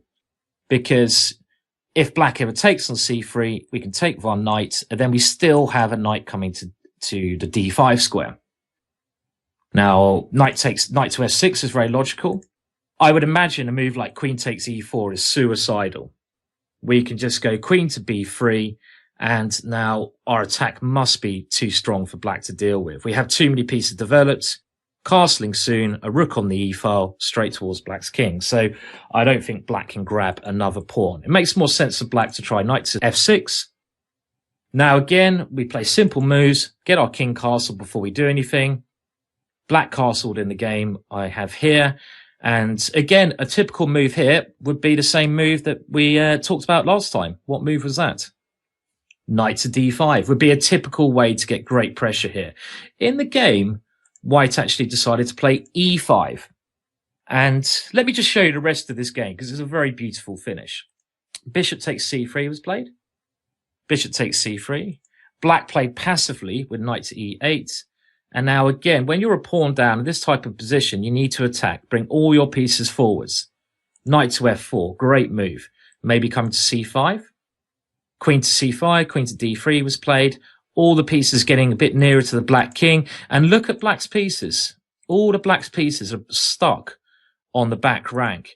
And this makes it very passive for him. So there's 2 pawns that we are down is not so important because it's checkmate. We're going to checkmate our opponent. Checkmate is more important than a couple of measly pawns. So the game now finished. Knight to c6, rook to e1, knight to b4.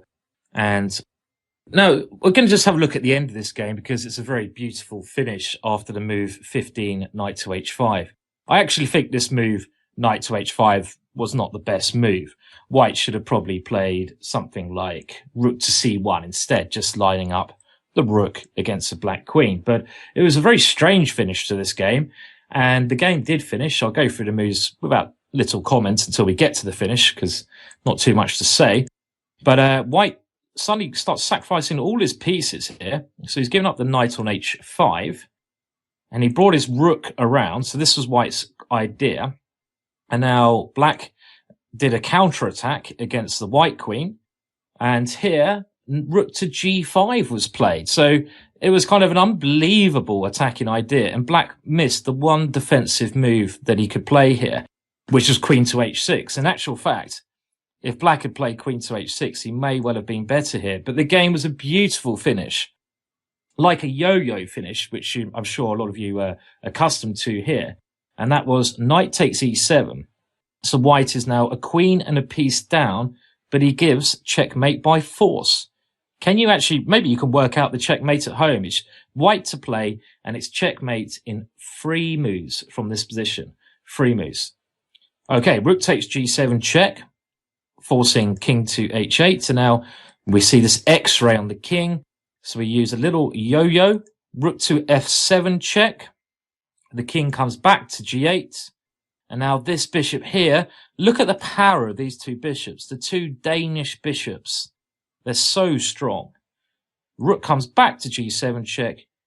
King has to go in the corner, and now it's checkmate in 1 move. Beautiful finish here. Can you see the checkmate?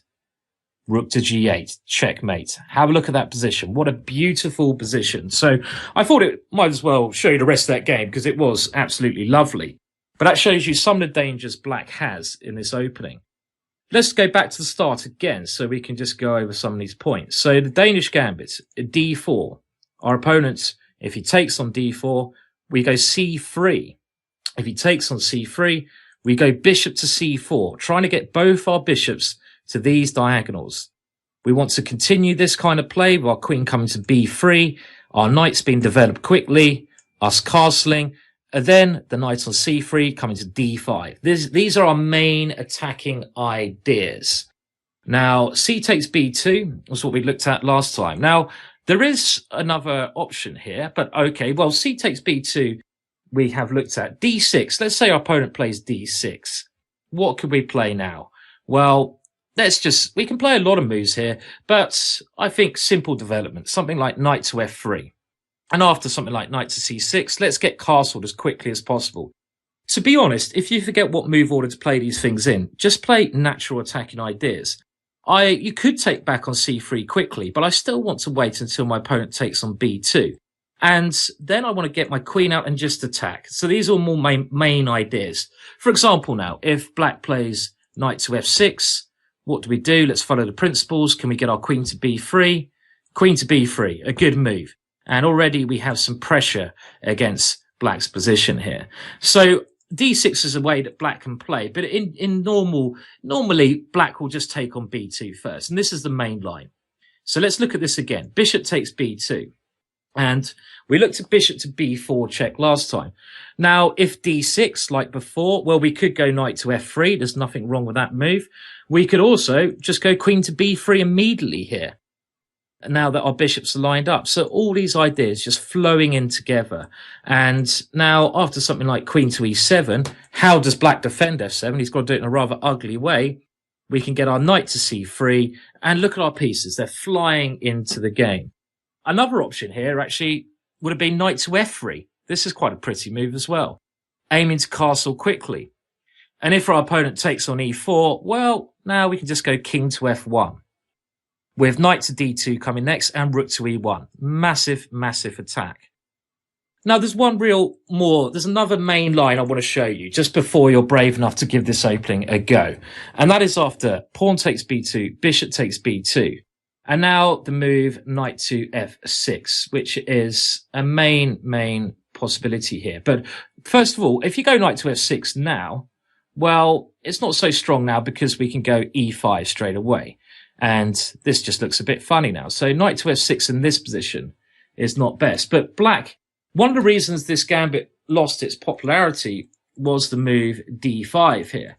And this came into effect in about the 1920s. In this position, black was getting checkmated so many times in the lines we just looked at. He thought, well, he's getting really horrible. But then black found this move d5 in this position, a counter sacrifice to try to relieve the pressure, because all the lines we've looked at appeared to be quite dangerous, very active for white. But d5 was meant to be the sort of, not refutation, but it put a little bit of a damper on white's ideas. Now, after this move, I think you should go bishop takes d5. And then knight to f6 here is black's point. We can't go e5 now because we'd lose our bishop. And in this position, you have two ideas. You can either go for an equalish, very dynamic middle game position. And there's some very funny tactics here. And I once had this position in one of my games when I was a kid. And my opponent played this knight to f6 and I got really excited. I must have been about 9 years old. And I thought, I can win my opponent's queen. Great. And I got really happy. And I banged out the next move, bishop takes f7 check, thinking, this is it, game over. I'm going to take his queen next move.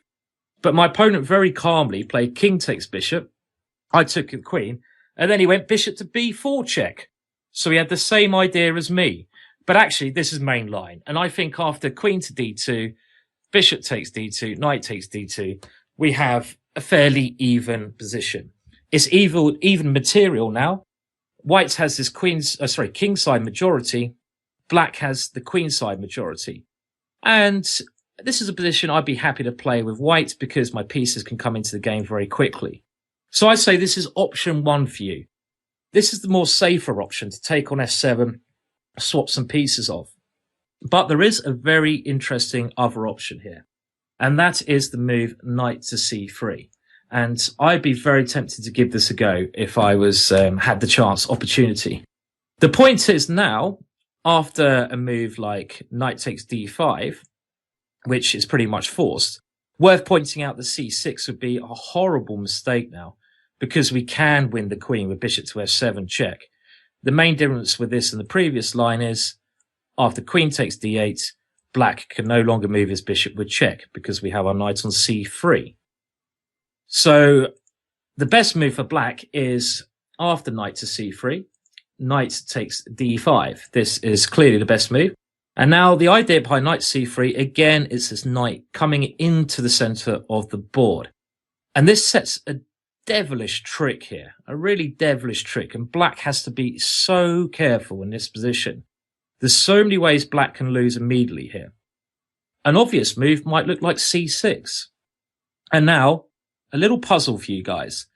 White to play and win material. And I'm sure if you get this in your games, you'll be able to play this trick in a number of chances. White to play, win material. Can you see the trick? Knight to f6 check. A lovely trick. Point being, after black takes your knight, you take the queen off, you take on f6 with check, win the rook on h8, and you're going to be lots of material up at the end of it. So I really like this trick of knight to c3 with the idea after knight takes knight, we recapture with our knight, putting our opponent in a difficult position. His only good move here is knight to d7. And this is where I think black is okay. Black is certainly doing okay here. So this is why you're taking a bit of a risk going for this, not the end game we looked at before. Now, there's lots more to this opening. Unfortunately, the time of this video is running out, and I only wanted to give you a quick sort of rundown on another option to the King's Gambit, so I don't want to overly confuse you. Well, I go through the main points now again, just so you get an idea. So the Danish Gambit, you go d4. So it's like the King's Gambit, but you don't go with the other pawn. The pawn's a d4. Our opponent takes, and now we go c3. And if our opponent takes on c3, we go bishop to c4. And we aim to get both our bishops to these diagonals, very dangerous diagonals. We try to play queen to b3 quickly, increasing the firepower on f7. We try to castle super quick, knight to f3, castles. And the other idea, what do we do with our knight on b1? Our knight on b1 comes quickly into the game on d5. Now, hopefully that's covered most things. Now, I know that's a lot for you to take in, and I've done that at quite quick speed just because of the amount of stuff to absorb. What I would recommend you do is check out the PGN. that will be available to this game. So that'll be a document where it gives much more detailed analysis of these lines. So you can go over that document, and if you combine that with watching this video, you should have a good, nice attacking opening to play against 1e5. So hopefully you enjoyed that. I'm trying to stick with interesting ideas of 1e4 and try to catch up with the other videos in the series, because they go with this one, and then you'll have a dangerous and spicy attacking repertoire. Thank you for now.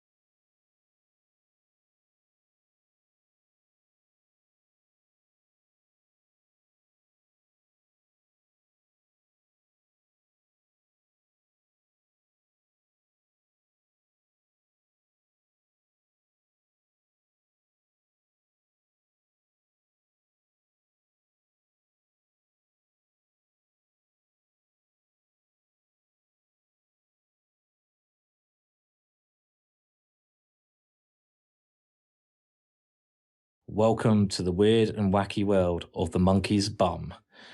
Well, maybe you will never hear an introduction to a chess video like that again. I just had to say it like that because we are now going to look at an opening with one of the strangest names, surely the strangest name in chess. If anyone can think of a better opening name than the monkey's bum, then you've won this competition. But I think this is the craziest name for a crazy opening. And well, my name is Simon Williams, which I'm sure you're well aware of. And I've been doing this series on spicy openings, spicy gambit attacking openings with 1e4. So I've covered most things so far, but I have not come up with an option against the perk defense.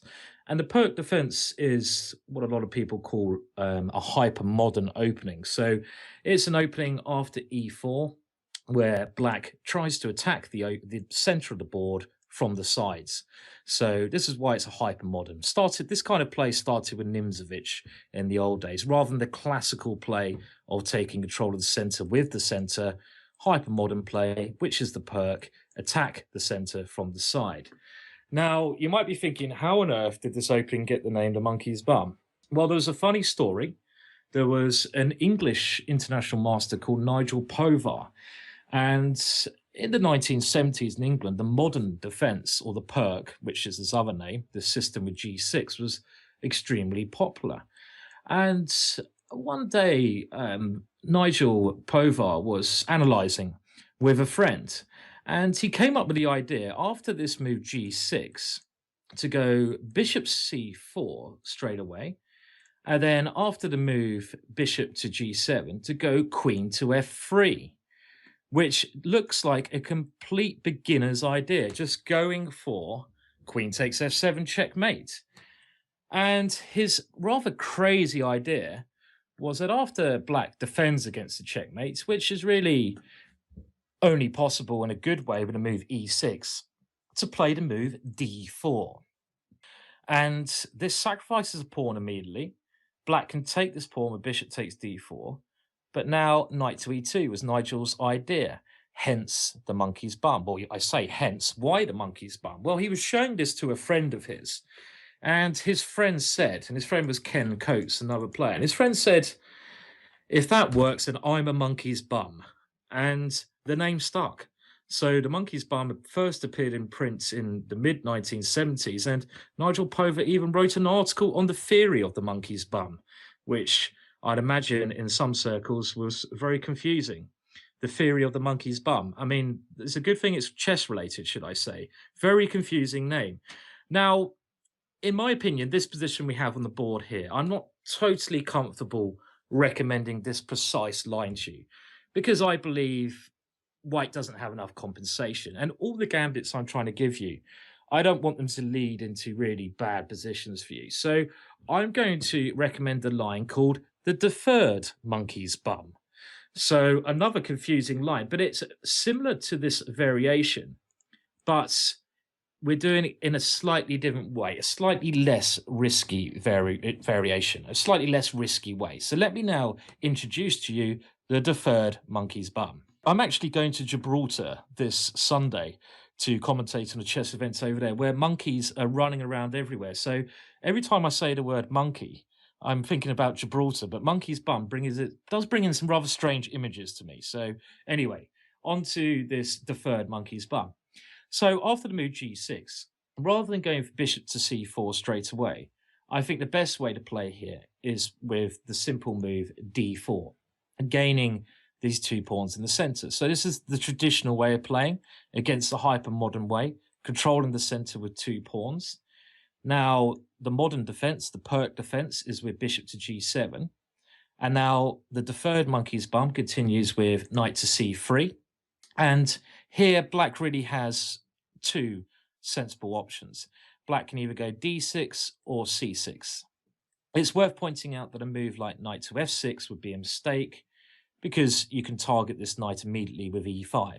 And now the knight probably has to go back to g8 again. So clearly not a good plan for black. Now, I expect the main move here is d6. This is the main option. But as a rule, what we're doing with white is always placing our bishop on c4. So this is the deferred version of this rather strange opening. So we're setting up with e4, d4, knight c3, and bishop to c4. So these are our first 4 moves against the Perk. Now, we're going to come on to d6 move a little bit later on. This is the most common move. Before we go on to that move, let's first of all look at c6, which you may face at some point in your career. Now, c6 is trying to play d5. The idea behind black's play is to try to play d5. And the good thing about this variation, one of the reasons I picked it for this video, if you combine this with the hillbilly attack, then you will see a similarity. When black plays c6, we play bishop to c4. So it has some kind of theme here. And the reason this is a deferred version of this monkey's bum is that we're going to go queen to f3 next. And in this position, what does black play? Well, the main move, I'm just going to show you a game now between Judith Pogar, who's now sadly retired from chess, and Alexei Shirov, 2 very brilliant chess players. And this is a game where Judith Pogar won in great style using this opening. And Shirov played d6. Now, against c6, the rule is you play your queen to f3.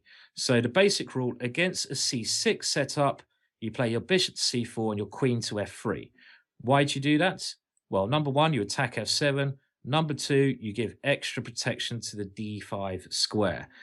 Now, we will later on look at the move d6 here.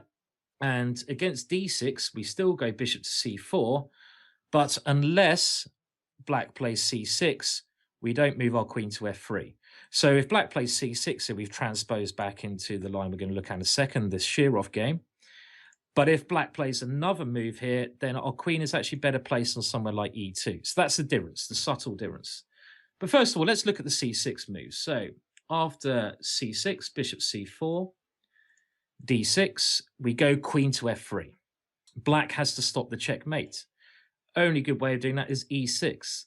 And now we need to develop our last 2 pieces. Where should the knight on g1 move to? Knight to e2. And here, a number of options of black, but the way white's going to play, the way you're going to play is with moves like bishop to f4, castles queenside, and even h4, h5 attacking. This is your attacking plan. So in the Shirov game, b5 was played. The bishop dropped back to b3. Shirov tried a5. We have to do something about the threat of a4, so Judith just played a3, bishop a6. And now in this position, because black's played so many pawn moves, Judith Pogar thought it was a good idea to blast open the center. And this is the way to think in openings. If your opponent is wasting a lot of time not developing his pieces, not getting castled, then look at ways to open up the position.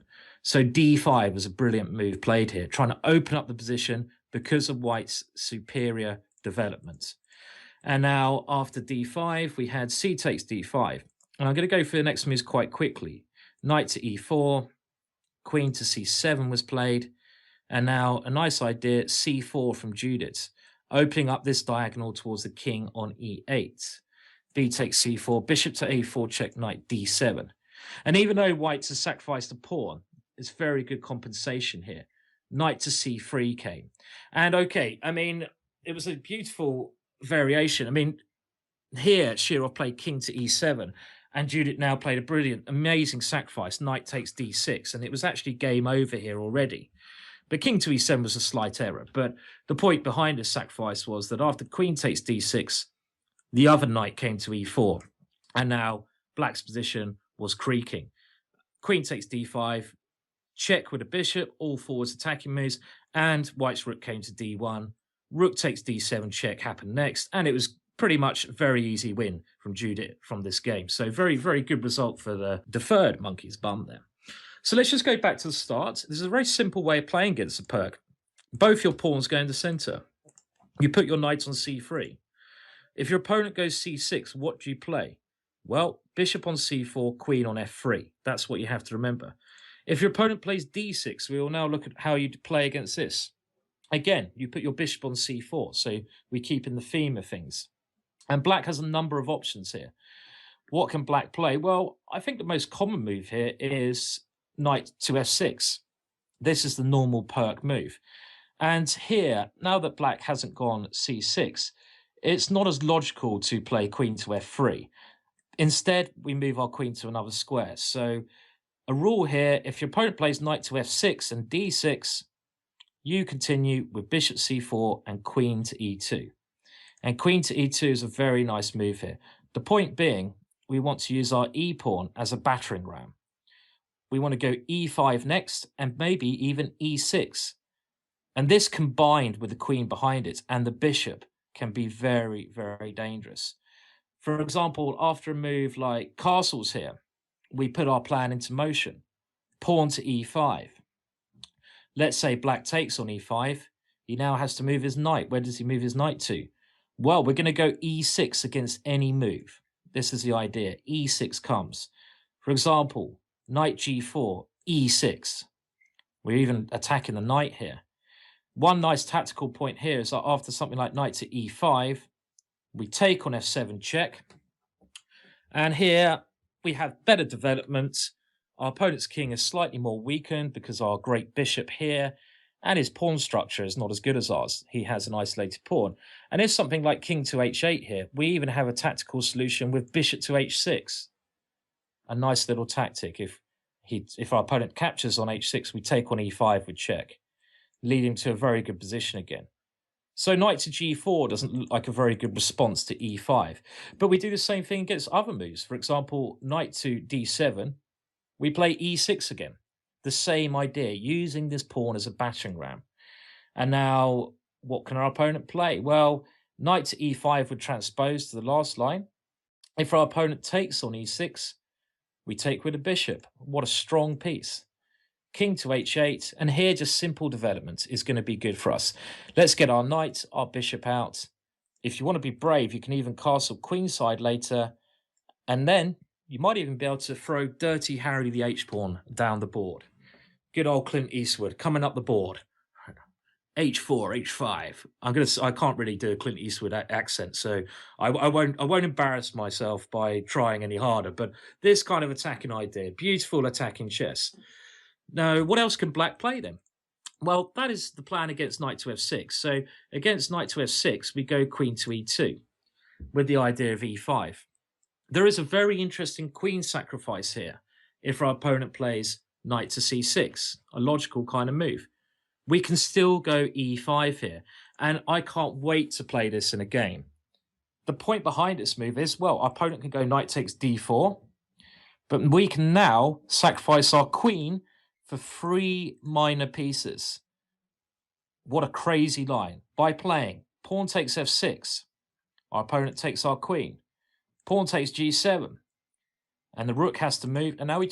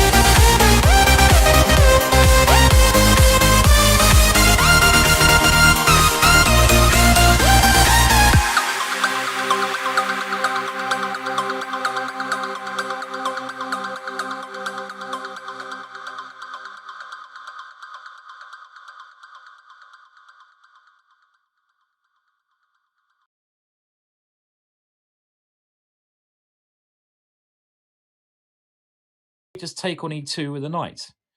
And I've nearly always considered that the three minor pieces are nearly always better than the queen, especially if they can coordinate well together. But let's be honest, if you're going to follow my crazy opening ideas, if you want to be a complete psychopathic chess player like myself, then you're going to have to play positions like this. If you want to follow my recommendations, you have to go mad and get into the fun and enjoyment of crazy, unbalanced positions like this. And I would love playing this. It'd be great fun to play. I mean, it's so much better than lots of other boring positions. So right up my street, this position. And like I said, if you're going to do spicy openings, you have to do spicy queen sacrifices. Let's go back then and see if there's any other options instead of the move knight to f6. Well, we've covered a lot of things here, really. I mean, there's not so many other moves black can play in this position after bishop to c4. Not too many other options available. The only other thing that black might try to do here is a move like e5. He might try to put a block to our idea of going e5 ourselves. So that would be after the move knight to f6 is probably the correct way of playing first. Queen to e2 and then e5 here. But now our pieces are so well positioned, especially our bishop on c4. I mean, after we simply take on e5, compare the two developed bishops. Our bishop has a great diagonal. Black's bishop is locked in by its own pawn, so it's not a very good piece at all. And here we can simply develop knight to f3, queen to e7. Our bishop can come flying out, and just something like castles queenside. All our pieces developed. Lovely, lovely aggressive position and a good game for us there. So, to be honest, I think that's all you need to know against the Perk. I think I pretty much told you everything there. I don't want to over confuse things. Let's just go over those simple points one more time. If your opponent plays g6 on move 1, you gain the center first, then you develop your queenside knight, and then depending on what your opponent plays, you have to think where your queen goes. But first of all, you always move your bishop to c4. Let's say d6, you go bishop to c4, and here, against c6, you put your queen on f3. Against other moves, you put your queen on e2 with the idea of going e5. Very simple chess. And then, at least you can tell all your friends you played the monkey's bum, or the third monkey's bum. You could go down your local chess club, someone comes up to you, what was your game today? Sicilian, French defense, Rule Lopez? And you could just answer, monkey's bum. And they might look at you and want to hit you because they might thought you've called them a monkey's bum, but actually you're talking about a chess opening. So you can explain to them the story behind this opening. What a brilliant name. What an exciting opening. And fits in very well, I think, with a spicy opening series.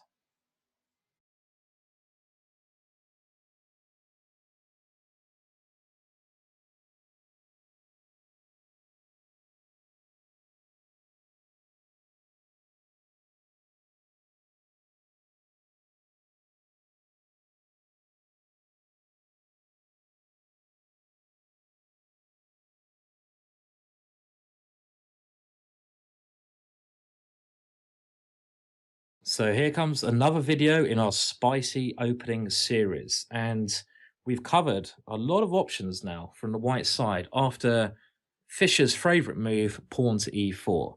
And we've come up with some very interesting and strange ideas. I'm giving away my basically secret opening repertoire here. And my secret opening repertoire has always been geared towards getting the initiative as white, attacking with white at all costs, and putting the pressure on my opponent from an earliest stage as possible. It's a bit like the Mike Tyson chess opening repertoire, I'd say. Mike Tyson, a completely crazy boxer, straight at his opponent. And this is what this repertoire is kind of geared around. It's not a slow play attacking repertoire. It's straight towards the throat. And in this video, I'm going to show you some interesting ideas against the Scandinavian opening. Now, we've looked at a lot of other things, and the Scandinavian is what the emphasis is going to be here. And that's after the move d5, which is actually quite popular, I find, at club level. I've always found this move d5 rather strange, to be honest. It doesn't to me, I mean, it really work for black. I know it's quite popular, but you'll never really see this move be played at top level, and there's a reason for that. White has a number of ways to play. But I'm going to suggest maybe not the most popular ways to play against this, but still a very aggressive way to play. And that is by, first of all, capturing on d5 here. And now queen takes d5 is black's main option. Very quickly, if black tries knight to f6, which is so-called the Portuguese variation, I think a very simple way to get a nice game here is not by trying to hold on to the d5 pawn. This can lead you into danger if you play a move like c4. Don't be greedy here. Remember, we're the side who needs to get the initiative. We are white, we need to get the initiative. A much better move is simply something like knight to f3 here. Let our opponent take back on d5 for a knight, and then just put a pawn in the center of the board, d4. And we're going to go c4 shortly. Bishop comes to e2 or d3 with a very comfortable advantage due to our space edge in the center. So that's all I'm gonna say about that.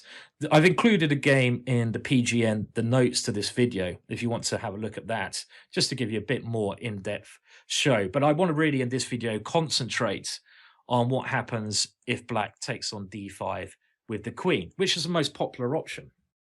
Well, I think we should attack the queen straight away, knight to c3.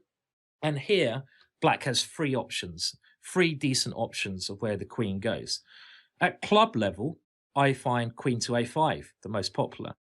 Queen to d6 is also a possibility, and also queen to d8. Other moves make no sense to me. If, for example, black tries to check your king, well, this is really beginner's chess. You can't play like this, because we can simply block the check and attack the queen next move. Makes no sense at all. Now, as a general rule, if our opponent puts his queen on this square, d6, or this square, d8, I'm going to recommend a setup where you basically go knight to f3, pawn to d4, and knight to e5 very quickly. So that's your setup against the queen coming to one of these two squares. We'll come to that a bit later on. First of all, what is the setup against queen to a5? Well, here I think a very good setup, and one that might surprise your opponent, is not by placing your pawn on d4. Pawn to d4 is the most common move. Your opponent be well prepared against this, and I don't think it's the most aggressive or best option even. I think a much more better option is the following plan. Place your bishop on c4, a brilliant diagonal for the bishop where it's attacking f7. Once your bishop has gone to c4, we go pawn to d3. What are the advantages of putting the pawn on d3 rather than d4, you may be asking? Well, when the pawn goes to d4, it becomes a target to attack for black. Black can play moves like c5, knight to c6 to attack this pawn. When our pawn is on d3, none of these things matter. We can just go pawn to d3. It's very safe and secure. What do we do next?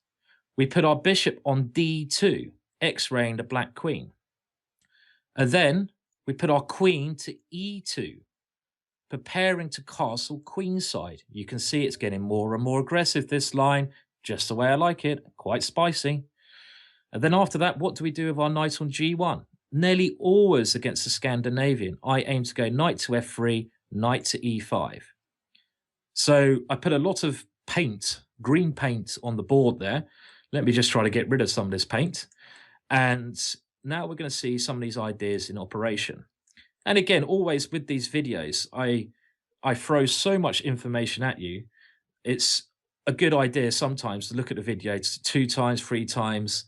Maybe you just like my voice and you want to go to bed with the video in the background. But please don't tell me that, because I'd be a little bit concerned if that was the case. But okay, on to a game. And Nigel Short is one of the main, I would say, experts in this variation. So let's take a Nigel Short game. Nigel Short, obviously, I'm sure most of you know about Nigel Short. He was World Championship challenger at one stage against Kasparov, very aggressive player from England. So bishop c4. Knight to f6, black develops. We continue our plan, pawn to d3. And now, how does black continue here? Well, as a rule, if black ever goes bishop to g4, we're going to see this in action in a minute, we go f3, and then we can continue with g4.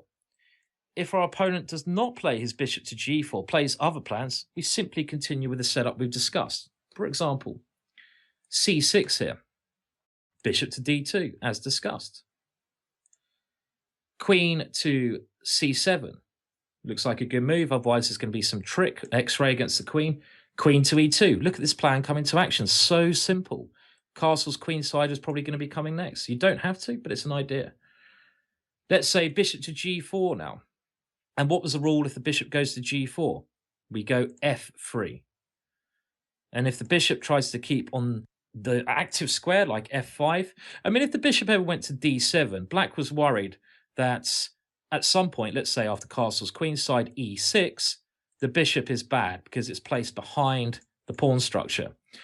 So the way black is trying to play here after bishop to f5 is trying to keep the bishop on an active square. But now this is a real target. And now you can start throwing your kingside pawns up the board. And this is precisely what Nigel Short did. Pawn to g4, bishop to g6, pawn to f4. And this is incredibly dangerous already. Maybe black has already lost here. f5 is coming. h5, giving the bishop an escape square, but f5 came anyway. Bishop dropped back to h7, but this is like, oh, this is like a very, very bad piece now. I mean, this is more like a pawn than a bishop. It's really lost all its potential. I mean, it just looks like a big pawn on h7. You can't really call this a bishop. I don't think it really deserves to be called a bishop. And now Nigel played a very nice tactic. Keep those pawns rolling. g5, knight to g4, and he used a little tactic here. Bishop takes f7 check. King takes f7. Pawn to g6 check. And okay, we're not going to look at the rest of this game. I don't think it's important for the theory of this. This is a good position for white, mainly because of white's hold of the e6 square. White can aim to get a knight into e6 or into g6, and he still can castle quickly. So I think that shows you some of the potential of this opening. Let's just have a look at some other lines then in this. After queen takes d5, knight to c3, queen to a5. Well, hopefully now you remember to play bishop to c4. Let's say our opponent again goes knight to f6. We go d3.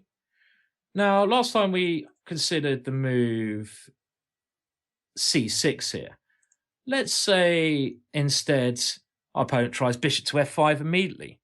So he doesn't go bishop to g4 because this would encourage us to go f3 and g4. So that would help us. But this looks like a sensible move. Put the bishop on a square, try to go e6. So the bishop is outside the pawn structure. What do?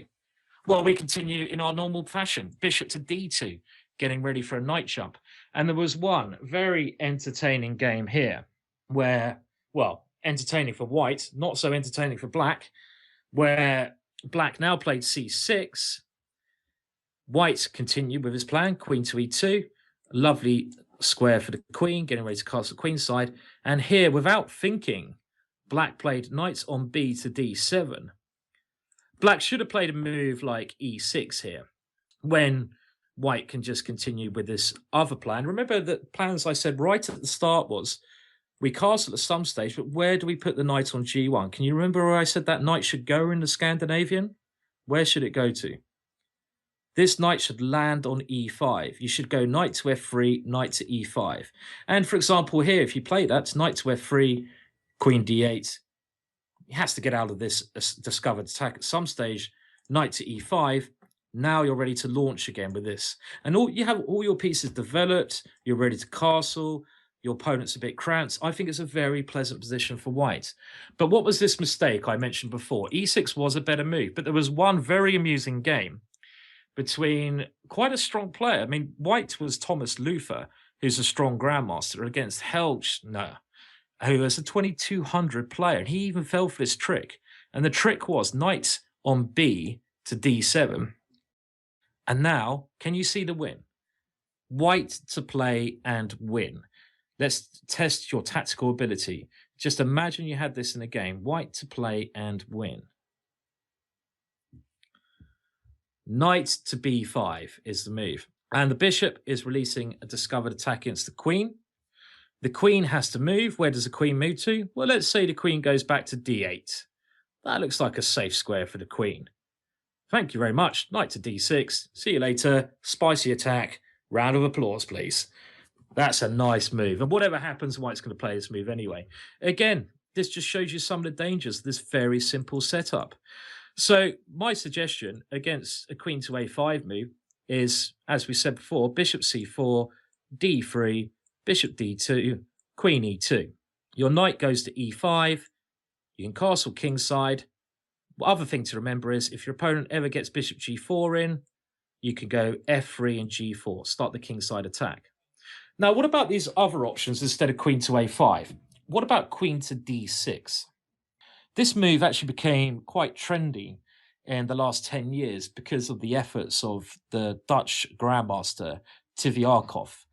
Tiviakov, a very strong player, and he started playing queen d6 at top level.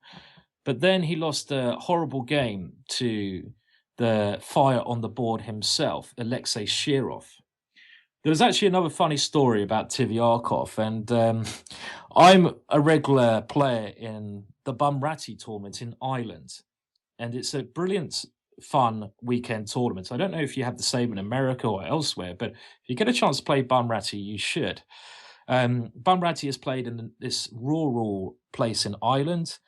It's by a castle. It's lovely. They've got one of the oldest pubs in Ireland there, and it's really a bit of a fun social event. Tiviakov went to this tournament one weekend, and I think he won the tournament. But the tournament organisers, I was speaking to him in the bar, and I said, "Oh, he's won the tournament. I guess he'll be invited back next year." They said, "No, he won't be invited back." And I was like, oh, "Why won't you invite him back?" And they said, "He didn't drink 1 pint of Guinness the whole time." So I thought that was quite funny. The way they invite players to Bumrati was the amount of Guinness that you drink.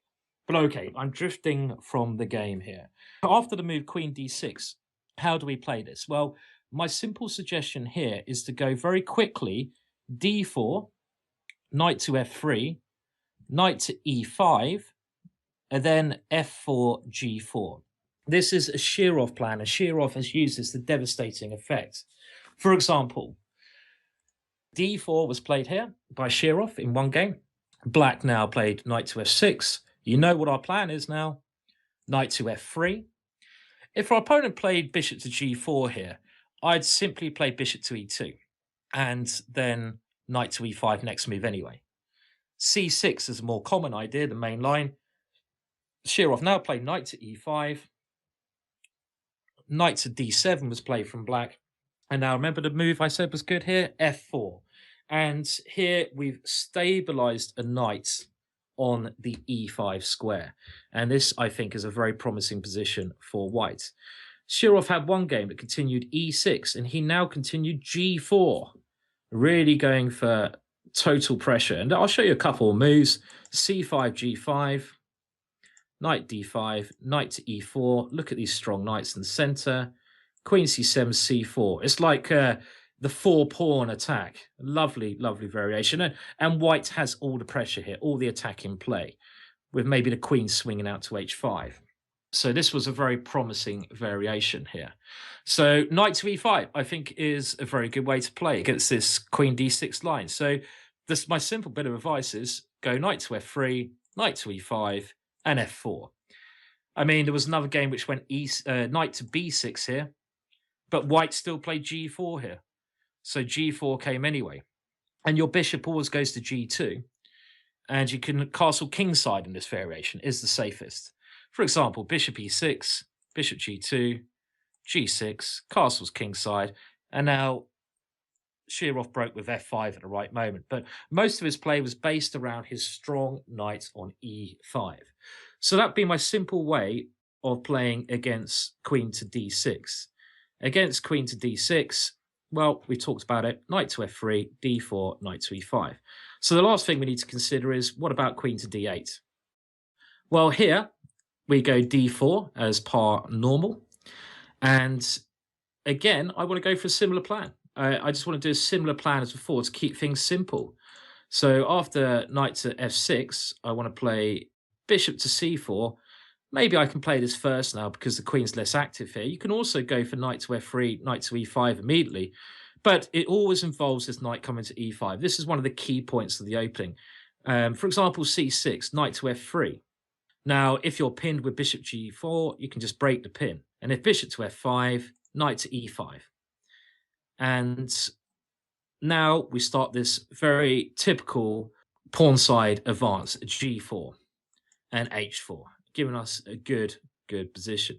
Queen to d8 is quite a rare move, to be honest. So I don't think you need to worry about this. But one of the key things in the Scandinavian line is to get your knight to the e5 square. So this is one thing to remember.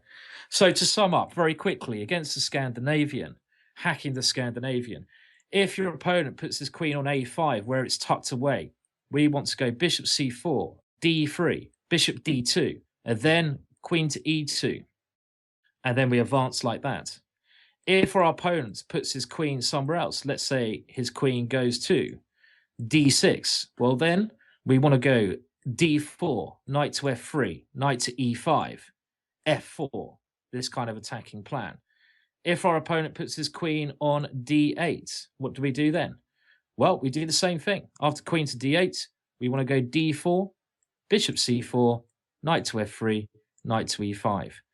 And again, we could go into middle game positions, and I might do that a bit later in some other videos.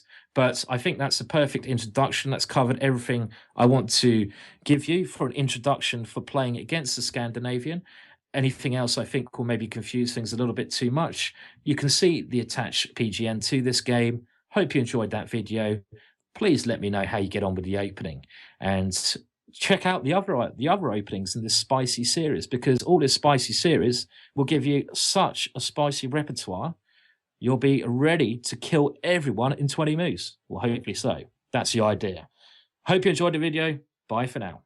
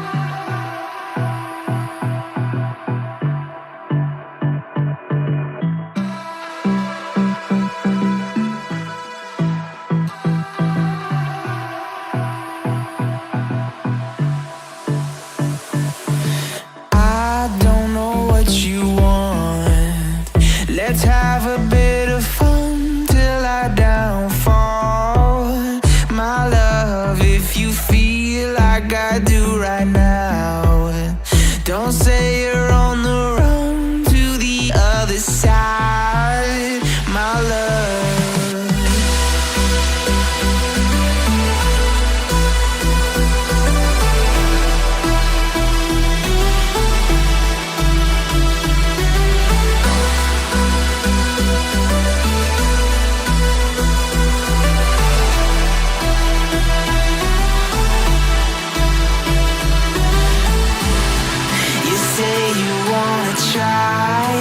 But you never do. Sugar, there's a reason why we lose. You say you wanna cry, but you never do. Sugar, there's a reason why we lose.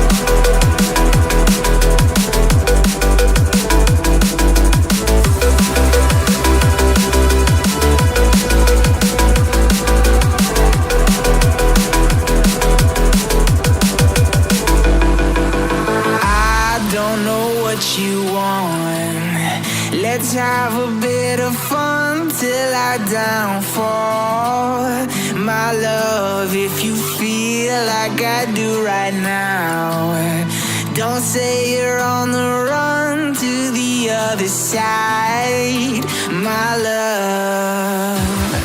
You say you wanna try, but you never